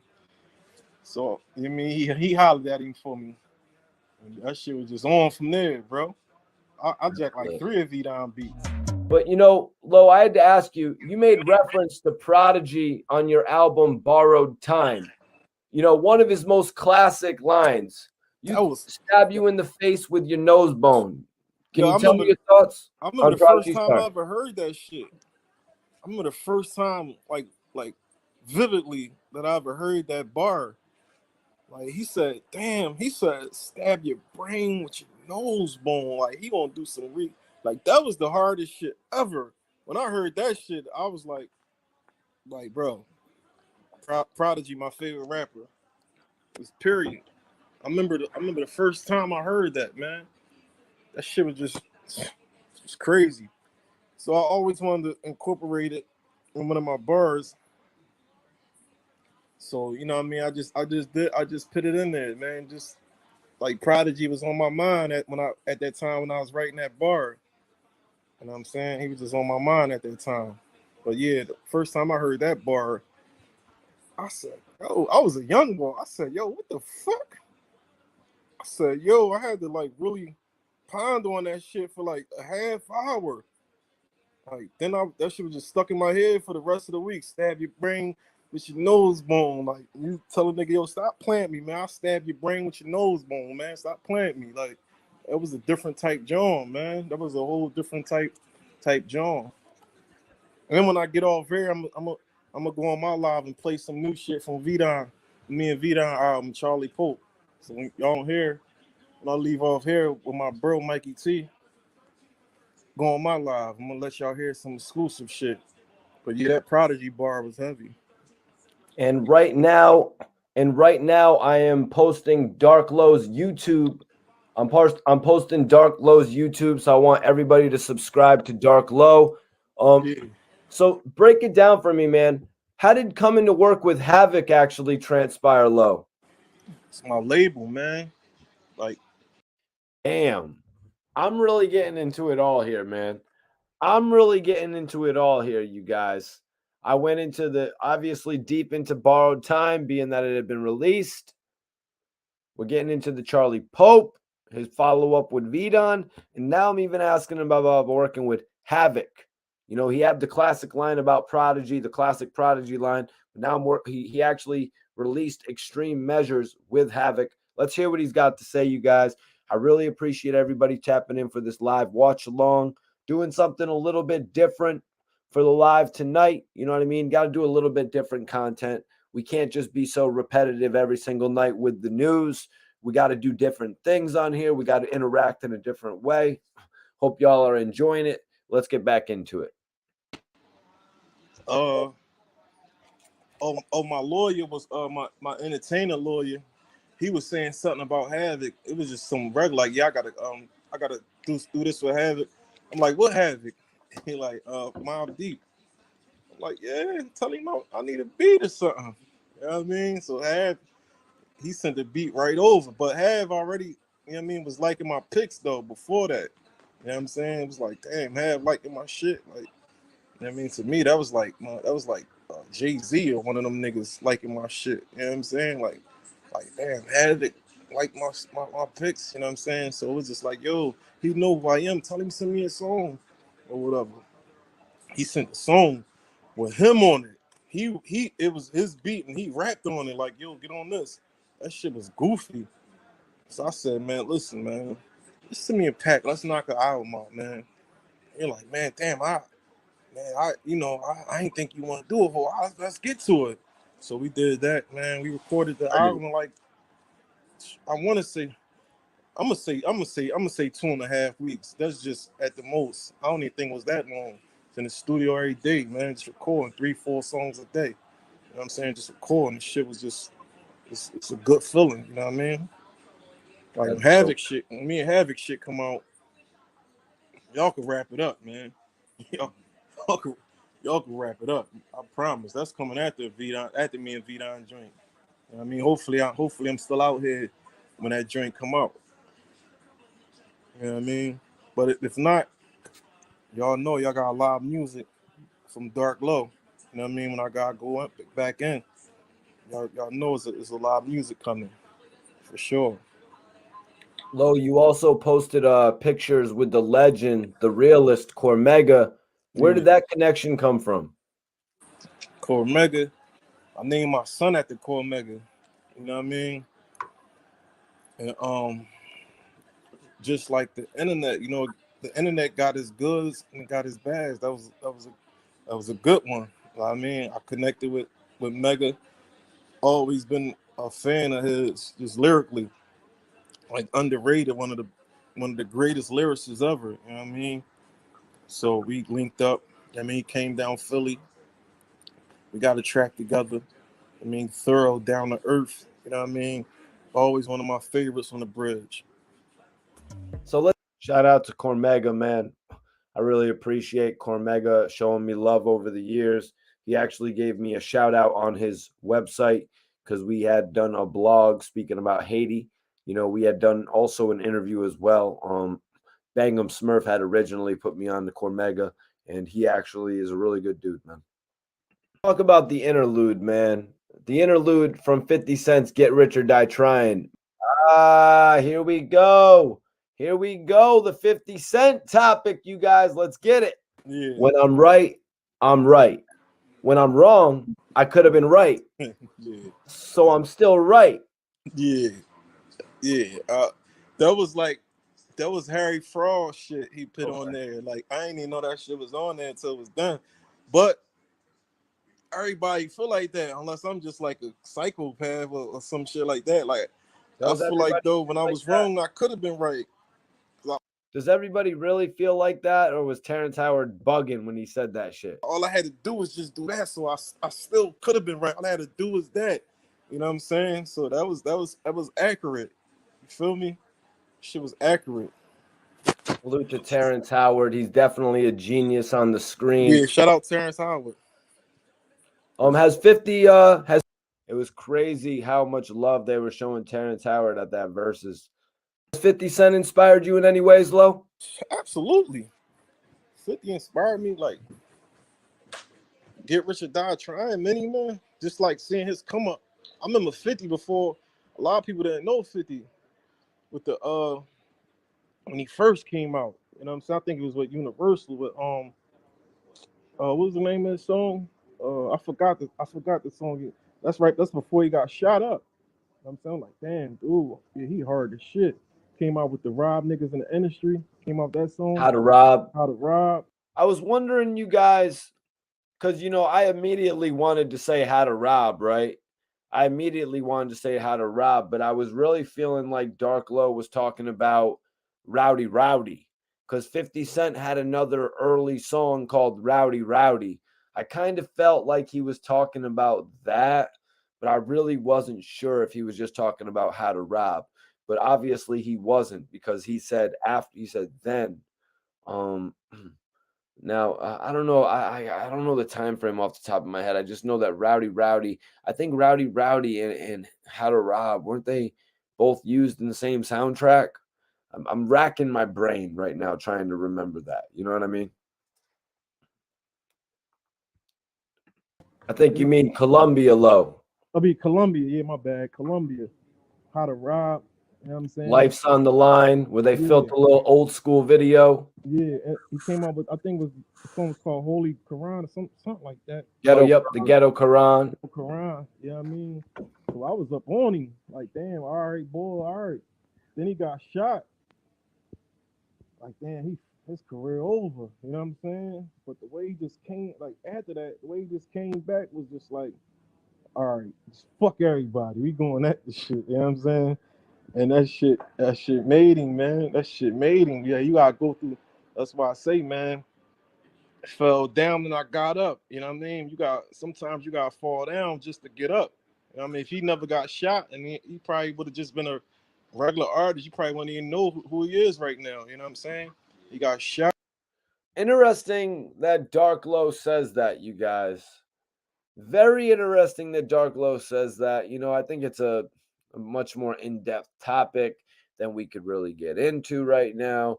But in reality, if 50 Cent's Power of the Dollar had gotten the proper release with Columbia, Dark Low is more than likely right. Dark Low is more than likely right that 50 Cent's career could have more or less been that of an average rapper selling a little $120, a little 120,000 units. You know what I mean? But I got to say, when 50 signed with M and Dr. Dre, and after his name was really catapulted across the United States, I mean, it just added a 10 times figure to that, more than 10 times over the course of 2 weeks. Because over the course of 2 weeks, they would go on to move 1.6 to 1.7 million records. So it was 10 times that would be 1.2. So it's literally probably about 15 times that. Literally 15 times the amount of records that he would have sold on Columbia, even though, you guys, sorry, I just lost my thought. Yeah, Maurice, I'm smoking on some runts, bro, if you didn't see me post it up. Oh, yeah, that's right. Even though 50 actually had a song cooking with Beyonce from Destiny's Child, but at that point, Beyonce's career was not at the point it is now. At that point in time, the Destiny's Child was the big group. Destiny's Child had the songs that were on the movie soundtracks. You know what I'm saying? Destiny's Child had Bills, Bills, Bills, probably at that time. Destiny's Child would go on to do Say My Name and all their Bugaboo. You know what I'm saying? Destiny's Child would go on to be a major group. And before Beyonce would go on to blow up on her own, she was actually, you know what I mean? She was doing her solo thing, evidently, featuring with a guy like 50 Cent. But at that point, Destiny's Child was the sell. Destiny's Child was the major entity at that point. Pulled itself up, it went even harder. You know what I'm saying? Went extremely harder. So just the grind, like you got to have that grind, like the hustle, man. Like you might be talented, but you might be lazy. But the dude that's not as talented as you, he gonna hustle more than you. So this shit gonna lap yours. You know what I'm saying? Because he's just hustling. He's just consistent. He just always working. You know what I'm saying? So dudes like 50 is like, all right, that's how you got to grind like that. Like when Arab and Meek were seemingly going at it, 50 was like, Meek, you don't want to mess with this guy. Yeah, no, we met 50. We was at the we was in the Bronx at a fight club or whatever, and 50 came up to us. It's like, you know what I mean? He threw a little jab at me, like he caught me with a little play around body shot. I'm like, yo, this nigga crazy. Like like, yo, I was ready to swing back, you know what I mean? But we met 50. He wanted us to come over there and sit with him. Rest in peace to Fred the Godson. You know what I'm saying? Fred the Godson was out there with us. He wanted us to come over there and sit with him, but we was just like 100 deep in that joint. We was wilding.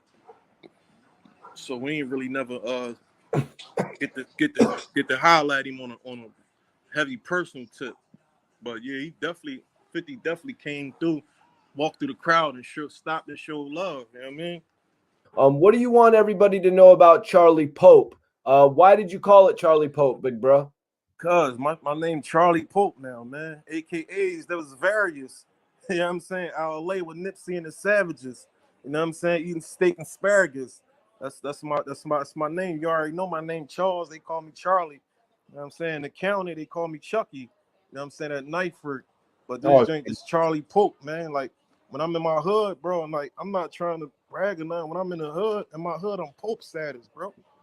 Like niggas really be like kids running up to me, man, an ice cream truck, 100 kids, yo, we want ice cream. Like it's just love, like it's just super love, you know what I'm saying? So it's just like Charlie Pope, man. Keep it regular like that. AKAs, there was various. It's more coming. It's more AKAs coming. You know what I'm saying? It's joint like a timeless too. Charlie Pope for right now, that's it. Okay, hold on, you guys. We got this part right here. Beats. But yo, let's interact with the people. We're about to bring in a couple of my guys. We're about to bring in a couple of the guys, SV Twiz and Rosewood. People, let me bring my co-host in here. Let me bring in Spilly NT's Rosewood. The boy Appreciate Rosewood. you, bro. Mikey T, Dark Low, what up?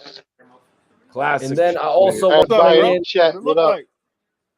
You already know, bro. working, baby, working. I see you, man. You about to go. Yo, I Yeah, also I want to bring in one of the biggest people that hold you down out of Philly, the hood blogger, Dark Low. Yeah. SP What's Twiz. up, fellas? What's up, fellas? What's going on? Good. Chilling. Good. Mikey, What up, my Jay? Rosewood. Low, what's up, Low?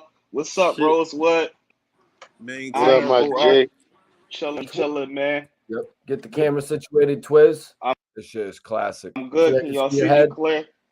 Let's see I what don't the know why chat's this saying, though. Lo, they had a couple questions for you, man. Yeah. Chirac is in the building right now. They want to know, Lo, top 3 dead or alive Chirac rappers. Chirac. Chirac rappers top 3 dead or alive. I'm gonna say I definitely gotta give it Kanye. This ain't in no order, but Kanye. I like the young boy LA Capone. And should have toss up. It's so many, man. Should have toss up. Huh? Oh yeah, Herbo. But he said all the time.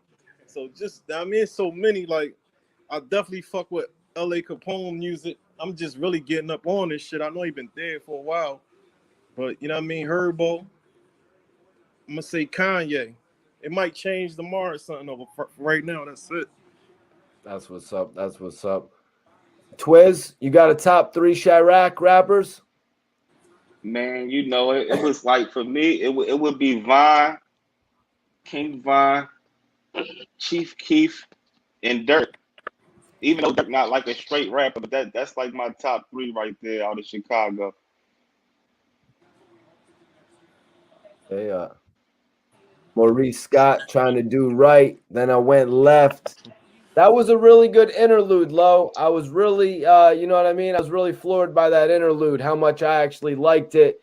And let me say, Missing Summers with Boldy James is really good after a shot of Hennessy. That's facts. That is facts. Go listen to that and take a shot of Hennessy. Missing Summers with Boldy James and Dark Low.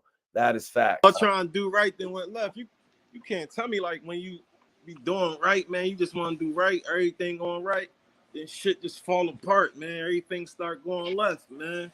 Like that's how that shit be sometimes, man. You know what I mean? At that time, that's how I was feeling. I was doing right. Caught the Fed case, man. I mean, I was doing right at that time when I got locked up. Everything went left. You know what I'm saying? Only person to blame is me though. Kurt Calito said, Mikey T, man, shout out, man. This live just made my day. That's what's up. Shout Salute out to Canada, man. Shout out to the whole Canada, Canadian people, man. They always tapping into the Philly scene. Lo, could we get a top 5? I haven't heard a top 5 in you since you told me Petey Crack was in it back in 2013. Petey Crack, Kiss, Styles P, Jay-Z, Nas. Damn, that list doesn't really switch up. That should be changing though, because it's like you can't do a top 5. You got the Biggie, you got Tupac. You can't like a lot of them dudes is on the same line though. It's like I don't got Nas over Jay-Z or Jay-Z over Nas. I got them dudes the same. Like ain't nobody above each other. You know what I'm saying? But you already know Crack. That's always top 5 right there. You know we got Jackson. See, you guys, that's why I really wanted to do a podcast just solely based on I really wanted to do a podcast with Dark Low just solely based on Petey Crack. Maybe I could have even had Petey Crack come in while we were doing it, but I never got the opportunity to. You know, I just wanted to, get Dark Low's opinion on what Petey Crack had done in his career. Seemed like a really big fan of his music. So I felt like I could really go over all of it, with Dark Low in the span of a nice 3-hour long podcast. That's just one of the examples of what I was trying to do with Low, though, you guys. Double RG, Jackson, Mississippi in here. Hey, my guy, tap in with Dark Low's new project, Charlie Pope. And if you haven't tapped in with Borrowed Time, the link is in the description. Yes, sir. We also got Australia in the building right now. Damn. Yeah, shout out Australia. They always show love, man. They show love. They out there. always show love. They Yes, always sir. show love, man. Much Australia love, and the man. UK. Much love. Appreciate it. Southside, Jamaica, Queens. F's with you, Dark Low, for sure. Yeah, we coming back outside. We went out Southside. Like, I wasn't bitching, man. That shit was a little rough out that joint. I was like, hold up, man. I need a stick or two out this motherfucker. That shit was kind of crazy out there, bro. Kurt from Canada said, Low, who is your favorite MC of all time? I gotta know. My favorite MC of all time, Prodigy from Mobb Deep. From this era, number Prodigy one. from Mobb Deep, yeah. Hip hop number one says Love from Scotland, UK. Ani Had Withdrawals is my joint. Yeah, shout out Scotland. Shout out Scotland. Shout out the whole UK, man. For sure. Y'all always tapping in the Philly. They always tapping in the Philly, showing us love, man. For sure. Mm-hmm. They got true soldiers over there too. What you was about to say, Mikey? Twiz, I know you probably have a question for Dark Low. Did you want to get it out? Absolutely. I had a few. I don't know how much time Dark got. First and foremost, I'm here with y'all. I'm here. All right, definitely, man. Dark, I don't even know if you remember, bro, but you know, I met you back in 2015, man. Y'all had the studio back, Old Gants. Oh yeah. You know what I'm saying? Yeah, and you know what I'm saying? Dark was in there recording some fire. And I had pulled the camera out. And it's like, oh no, that can't, you know what I'm saying? That music can't get unleashed. But Dark stopped recording in the middle of the track, came out, showed me love, flicked it up with me and all that. So, you know what I'm saying? That was definitely well appreciated, you know what I'm saying? First and foremost. But at the end of the day, I gotta ask you, man, how's your health doing, Dark? Oh man, like, you know, first and foremost, whenever somebody come out and want to record and show love, like, I don't take that shit for granted, man. I come from nothing, you know what I'm saying? So just somebody, like you said, you was recording, you want to, you know what I'm saying? I came out, show love. I always show love. Somebody stop and show me love, you know what I'm saying? So that's regular, man. I don't take none of that shit for granted. I never get big-headed and none of that type of shit. Now, it was like, no, you can't take this music out of here, though, but definitely is all love. My health, great, man. I feel great, man. I feel absolutely wonderful. Just working out every day, man. Eating right, man. Just, you know, taking the right, putting the right stuff in my body, right foods and all that, the right juices and all that. Everything. My health, great, bro. I appreciate that. For sure. You already know. Keep it rolling, Quiz. Definitely. So, it's this footage out here, Dark, and it caught me off guard, bro, because like, to most of the world, we saw you appear on the scene with like Ab. You know, you was a heavy supporter of Ab even before we heard you drop funeral music. You know what I'm saying? So Star had put some footage out, bro, and you was actually battling, bro. Like, this was like back in the day. Yeah. You know what I'm saying? Back in the day, Low. Like, how did that come about? That showing caught me off guard. Like, oh. No, listen, right? Anytime that I rap, I wasn't supposed to rap. Like, I was battling Spittage. Rest in peace to Spittage. You know what I'm saying? Rest in peace, Spittage. Yeah, that's what I was battling. So everybody was scared, but I could rap, but I wasn't like no rapper. But I'm like, man, I'm ready to chew this nigga the fuck up. You know what I'm saying? So like, I stepped up. Everybody, all the dudes, I was like, no, because they kind of had they had that shit on lock. That little club we was in, they had that shit on lock. It was him and all his niggas. That was like their little thing. So niggas that I was with, they was like, they was supposed to battle him. You know what I mean? They seen the crowd. It was kind of aggressive in there. You know what I'm saying? I'm the little shooter, so I'm like, man, fuck it, I'll battle this nigga. You know what I'm saying? I battled him. You know, and I feel as though like I won, but you know, that was their spot, so they said he won. Who got that footage? Star got it on his Big Star got a YouTube channel that he had. He just created a new channel and that joint on there, he put it up probably like 4 or 5 months ago. Oh, I gotta And check that out. yeah, like that was throwback for real. I'm like, damn, Low was out, you know what I'm saying? Low was getting busy back then with the rap Yeah, shit. that That was a joint whole. caught me off guard. Yeah, That was a good that was. joint. I wasn't really getting busy, bro. I was just on some shit. Life of a Crook too, man. Riding around in the key spinning that joint. Yeah, That joint still a hood saga. that's heavy, bro. I appreciate that, man. I You appreciate that. already. You That's already, when I man. really was like.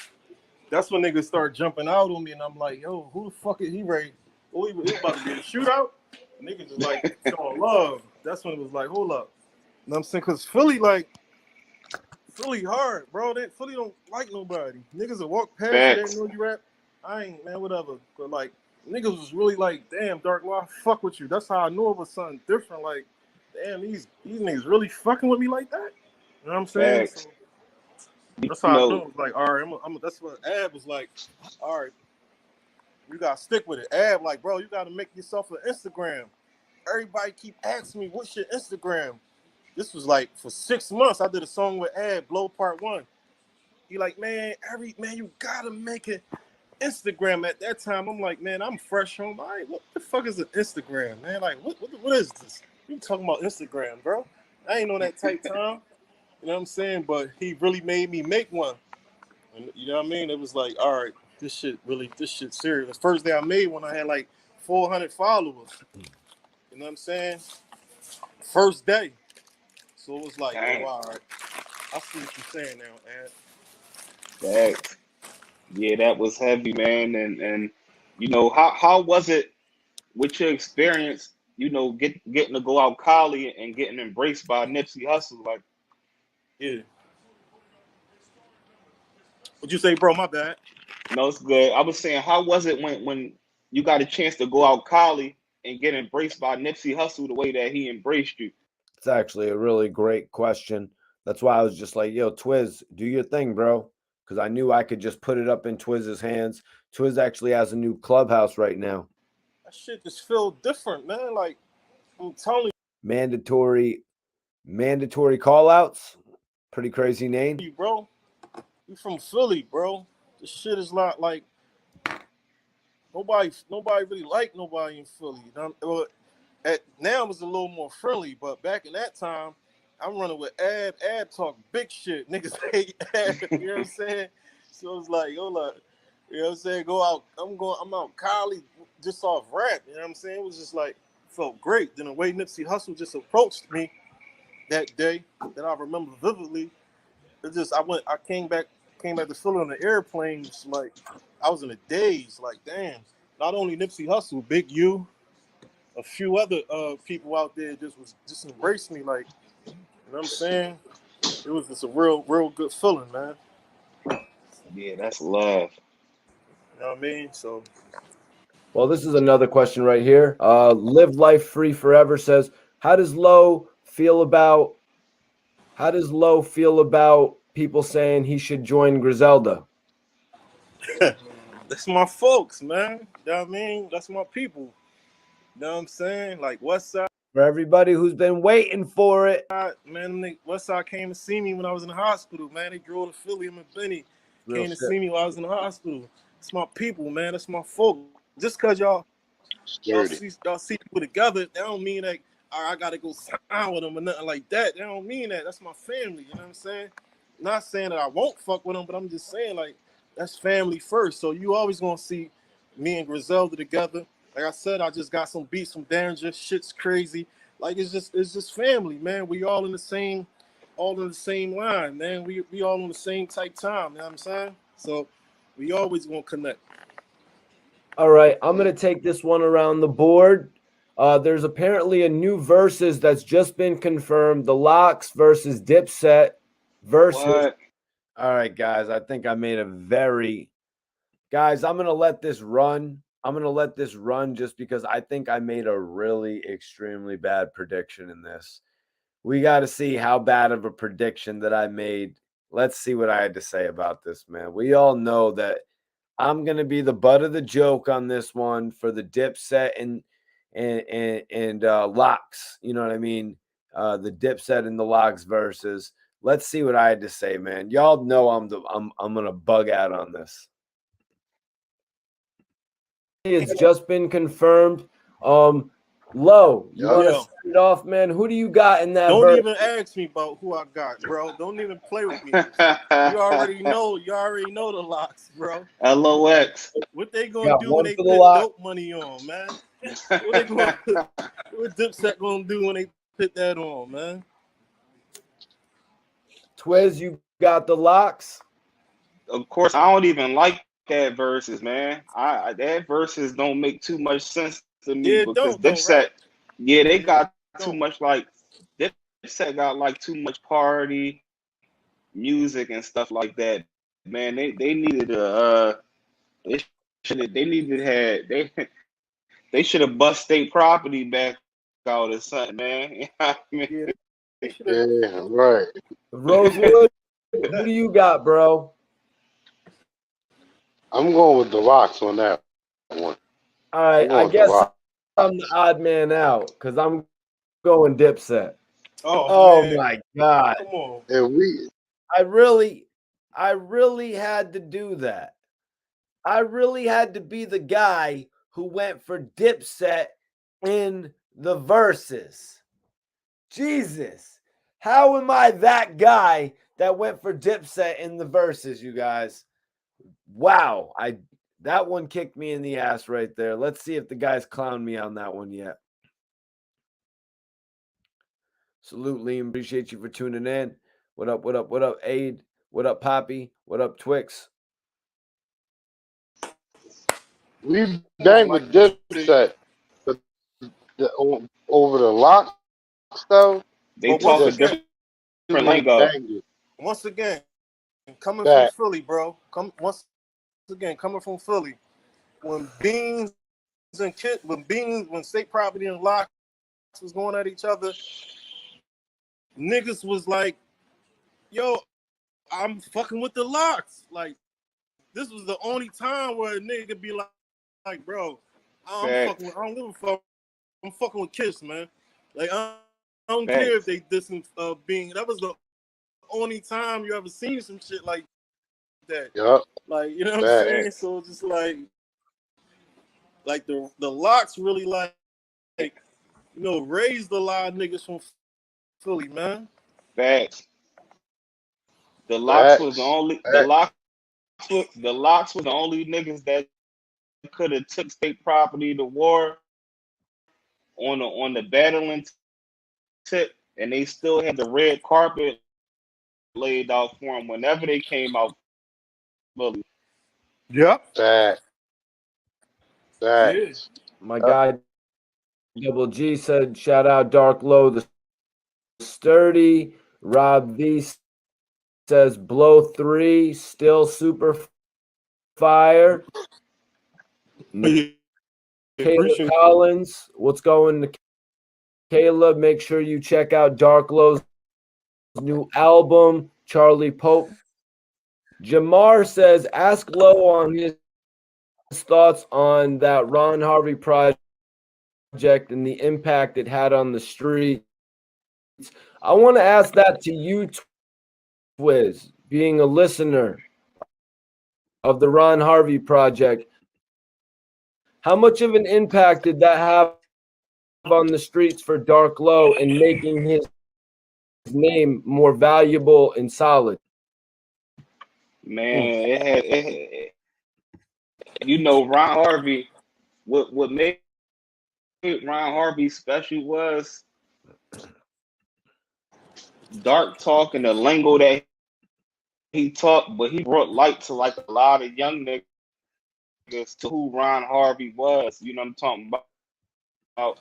And then you do your research on who Ron Harvey is, and then you listen to the lingo that Dark was talking on that shit. I mean, Dark Low shit to me, bro, like it's that 3 a.m, wintertime.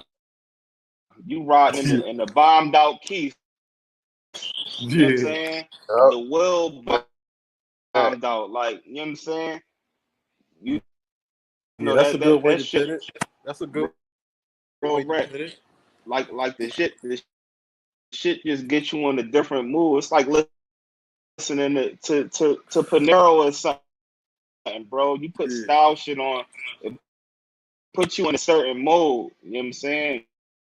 And that's the impact that shit had. Low like the styles of Philly. Yeah, me and Styles That got a track vaudeville on music. Havoc joint too. Facts. Me and That's Styles dirty. got a track on Havoc on this new me and Havoc. That's dirty.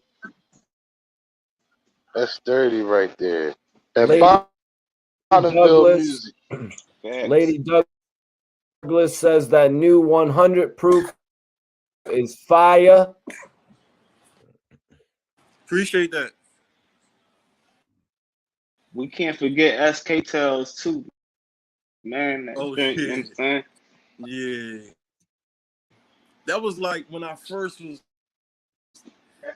getting my little sound, you know what I'm saying? It was kind of like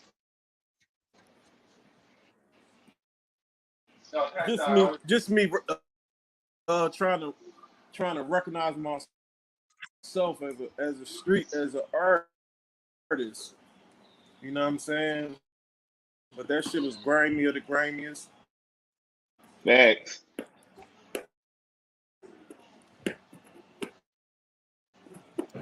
So dark. You know what I'm saying? How what changed what matured, you know what I'm saying, from dark low from Life of a Crook to today. Like I just said, like even Life of a Crook too, even though that was like me, my flow. Sorry guys, let me let the sync load back up. I think that video, since it was so long, I think I should actually re-upload it. There's actually one more part of the interview that I want you guys to hear, where Dark Low actually speaks about his last conversation with AR Rab. So that's a major part of the interview that I want you guys to hear. Definitely appreciate y'all for tuning in. Okay, good. It looks like all the sync is going now. Probably just bring that back up and it'll probably work a little bit better. I was trying to make a little bit of space on my computer, man. You know what I'm saying? Trying to make a little bit of space on my computer. Excuse me if I let that run on a little bit too long like that. And I was also thinking it was because, the combination of 4 screens on one as well. But let me see if I can bring that back up real quick, everyone. Definitely appreciate y'all for tapping in and staying in for this live watch along for my last interview with Dark Low. Of course, Dark Low would interview me after this. Let me see how this is working. Break Dark Low, Mikey T, the movie star. We're gonna keep getting y'all mad. You gonna keep getting these interviews. You gonna keep getting the ad interviews, and y'all gonna keep staying mad. Period. Mikey T, the movie star. I can bring it here. I did a song with Ad, Blow Part 1.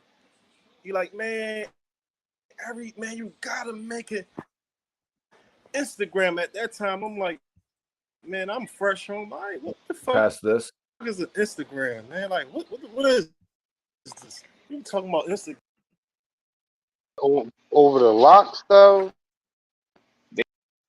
Back in, you know what I'm saying? So I just know what to do now. You know what I'm saying? Yeah, I had a question for Lo. If you can, Lo, is there any other features that people would expect on your up and coming projects? Like You I said see you features. said Styles P. Yeah, I see you said Styles P. Yeah, I got another Is feature, it? but it ain't like Styles P. That song already done. Got another heavy feature, but I don't want not no Okay. disrespect to him because he gave his word and said he gonna do it. So I don't really want to put that out there till it's done. But I definitely got another heavy feature. You know, my shit I don't really like a lot of features like that. You know what I'm saying? So, Right. but like I got a real heavy feature. I'm just waiting for him to get it done before I put it out there. And I'm no disrespect to him because he said he was going to do it. So, you know what I mean? I'm just going to make sure it gets done before I start saying, yo, and this person, that person, you know what I'm saying? That we working, man. We working, bro. Mikey T, y'all ain't the only one working. We working too over there. I really wonder who that feature is that Dark Low was talking about right there, you guys. You know, I really wonder if the feature actually landed. You know, I'm really wondering if that feature landed. That Dark Low was talking. But I really appreciate y'all for tuning in to this live watch along with Dark Low. That's my last interview with Low. It looks like his last conversation with AR Rab. I'm not going to get to play that tonight, but I think I'll release that in short format for y'all, for everybody who might want to watch it. You know what I'm saying? I'll release that in short form, or maybe we'll do another watch along just based on that alone. The interview right there with Dark Low was about an hour and 10 minutes long, you know, but my interviews, they usually run about that length. You know what I'm saying?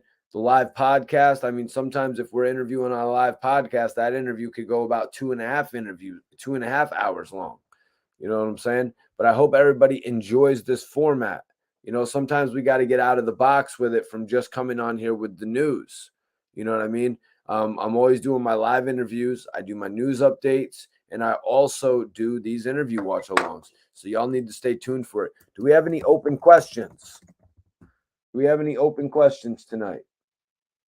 Let me know if anybody out there has any open questions. At the end of the live podcast, I always let you all speak. I always let you guys ask questions. If anybody wants to talk about anything unrelated to the topic tonight, the floor is yours. You know what I'm saying? If anybody wants to talk about topics unrelated, the floor is yours. Everybody can ask any questions they want now. If you have any questions about the interview, you can watch it as well. What up, Omar? What's going on with you? Yeah, CEO, we actually just finished a live interview watch along. Just did a watch along for my last interview with Dark Low. As you all know, Dark Low would actually interview me after that. Low actually interviewed me after that, so it was pretty lit. You know what I mean? Having him actually double back and interview me. But yeah, if anybody has any open questions, I'm going to bring it to y'all right now.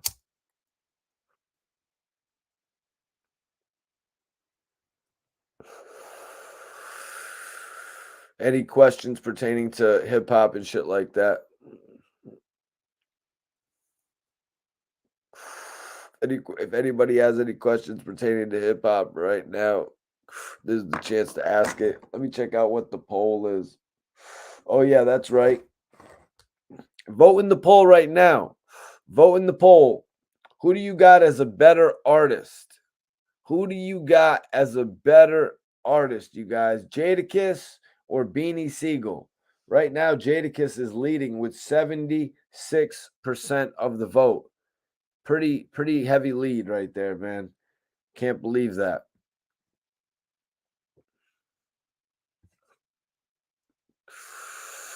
Appreciate you, A2. Definitely appreciate you for tapping in, man. As soon as we get corporate, you know what I mean? As soon as I get that corporate deal, you know what I'm saying? As soon as I get that corporate deal, believe me, the whole team, everybody will have everything in line for the podcast, man. As soon as I get that deal. Right now, man, I'm doing these videos. We're coming on here doing the news. And it is what it is, man. It is what it is. As far as the timestamps, I'm not going to direct. I don't have the time for that shit. I'm literally coming on here and releasing an interview every day. I'm going live for 3 hours every day. When I get there though, bro, and we have office, we have all that shit, believe me, everything will fall in line. Everything will fall in line, you guys. So I'll have people doing the timestamps. I'll have people editing the videos. You know what I'm saying? I'll have all that shit lined up, man. I'll be running that shit ill too once I got my deal situated, man. I'm just not sure where we're going to take it. California, New York, you know what I'm saying? Miami, Georgia. Not sure where we're going to take it yet. You know what I'm saying? But I'm grinding for that deal.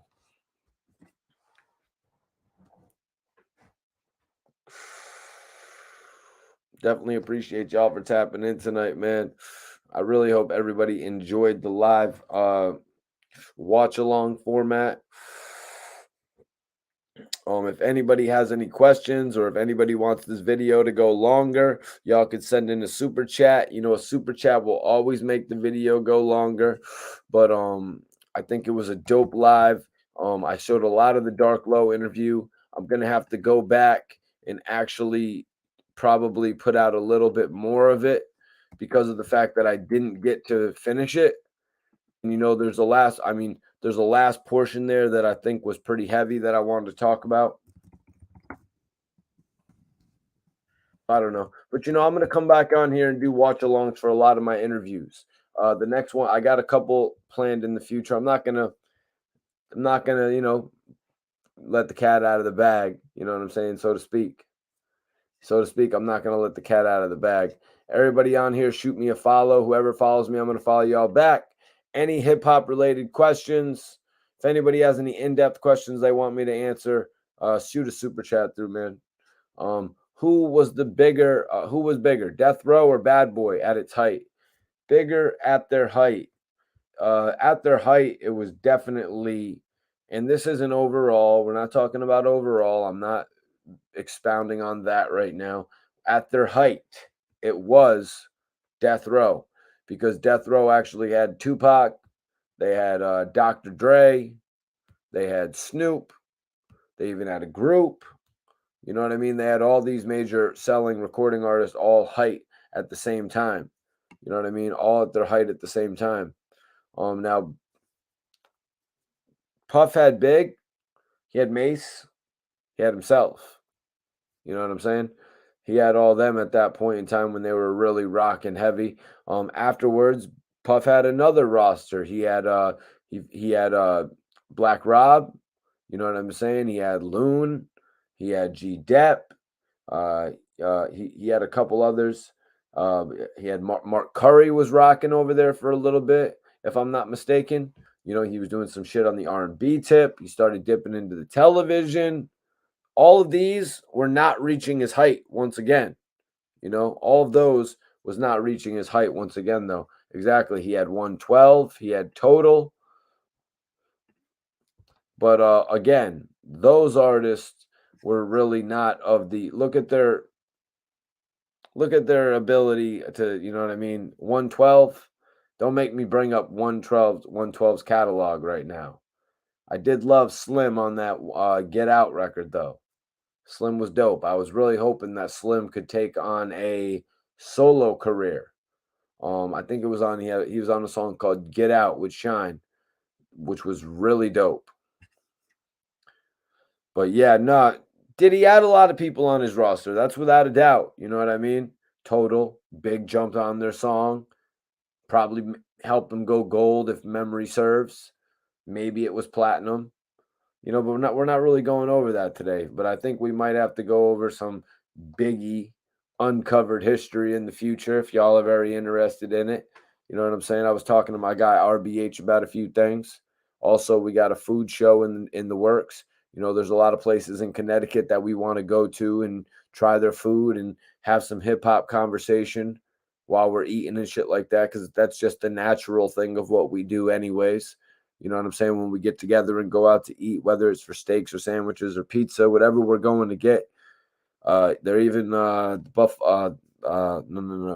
Wingstop. Ricky Rose, you know, we got the Wingstop out here and all that too. You do a lot of different things, man. We do a lot of different things out here, man. But don't expect anything less from the channel, you guys. I'm about to end the poll in 30 seconds. Yeah, man, back in the day when you had the shop for CDs, shit was lit. So everybody vote in the poll. I'm going to give you about 30 more seconds. I'm going to give everybody about 30 more seconds to vote in the poll before I shut it down. If anybody really wants to affect the poll, your chances now. We got 75 people in here, 76 people in here. Take a vote in the poll, you guys. Who do you got as a better artist? Jadakiss or Beanie Siegel? You guys can vote in the poll right now. Lean Breezy. Lean Breezy says, looking forward to the cannabis show, especially if it's looking forward to the food show, especially if it's cannabis infused food. Man, it's not like we're gonna be at home cooking the food. I can tell you that much because of the fact that there's a lot of notorious, you know what I mean? There's a lot of there's a lot of spots in Connecticut that are known for having some of the best pizza or different stuff like that. So I guess we already got our first spot picked out. We already got our first spot picked out. And also, I mean, there's some different hip hop topics that my guy RBH was bringing to the table that I was just like, yo, just hold up on that, man. Let's talk about that when we get together on the show. You know what I mean? Let's actually talk about that when we get together on the show, because he brought a few things to my attention about Kendrick Lamar's album, Kendrick Lamar's album that has now moved about 295,000 units. So now that days have passed, now we got a few more things to talk about on the show. I want to do things like that on the show as we're on the go, as Nori would say. What is his called? Food on the go, or on the go, eat on the run, eating on the run. I guess AD's is called We Hungry. You've got Mac Eats from China Mac. You know what I'm saying? We're going to figure out what our joint is called. Let you know in the near future. Yep, but I appreciate everybody for tapping in. Let me end this poll right now. It looks like Jadakiss is taking the poll with 77%. Major salute to the GOATs, Jadakiss and Beanie Siegel. I got a lot of love for them as MCs, man. Whole lot of respect for them as MCs. I've actually had the opportunity to meet both. You know what I mean? I met both of them on very good terms. All right, you guys, man. I want everybody in here that needed the information to write Dark Low. It's actually pinned up right now. I'm going to give y'all a second to jot down that information. Y'all can jot down that information right now. Jot down that info, and we're going to call it a night, man. We're going to call it an episode. That was a dope live video tonight, guys. I really appreciate it, man. Really appreciate y'all for tapping in. Anybody that didn't write down the information, I'm going to stay on just a few seconds. So everybody can write down Dark Low's contact information if you guys do want to write him. Just wanted to make sure everybody wrote that. If you were watching the whole watch along tonight, you would have seen how important that fan mail is. I hope everybody enjoys this video on the replay though as well. If you're watching this on demand, as they say, I hope you enjoy it. That's why another reason I don't want to keep it too long. The interview's about an hour, and then I got to come in with my commentary on everything we did. I think that's what I'm doing here is kind of a throwback to the DVD era. You know what I'm saying? What I'm doing is a little bit of a throwback to the DVD era, you guys. You heard what I'm saying? It's a DVD throwback era type of thing where you can listen to the commentary from the director himself. But yeah, you guys, that'll do it for us tonight, man.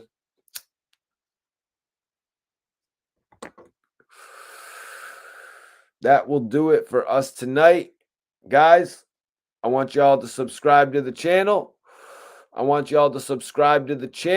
If you haven't, make sure you hit the notification bell so you never miss one of my live videos. And I'm going to see y'all in the next episode, man. So everybody hit that notification bell right now. Make sure you subscribe to the video right now. Make sure you follow me on Instagram right now. Everybody who follows me, I'm going to follow y'all back. I'm putting it right here. I'm about to get on with my night, though, you guys. I hope everybody enjoys the rest of theirs. But like I said, whoever follows me, I'm going to go on the gram in just a second. And everybody who wants to follow me, y'all can follow me I'm going to follow y'all back immediately. I got my guy Bless 3K. It's actually my dude right there. Follow back. That's what I do, man. So anybody that wants to get that follow right now, shoot me a follow. I'm going to follow y'all back.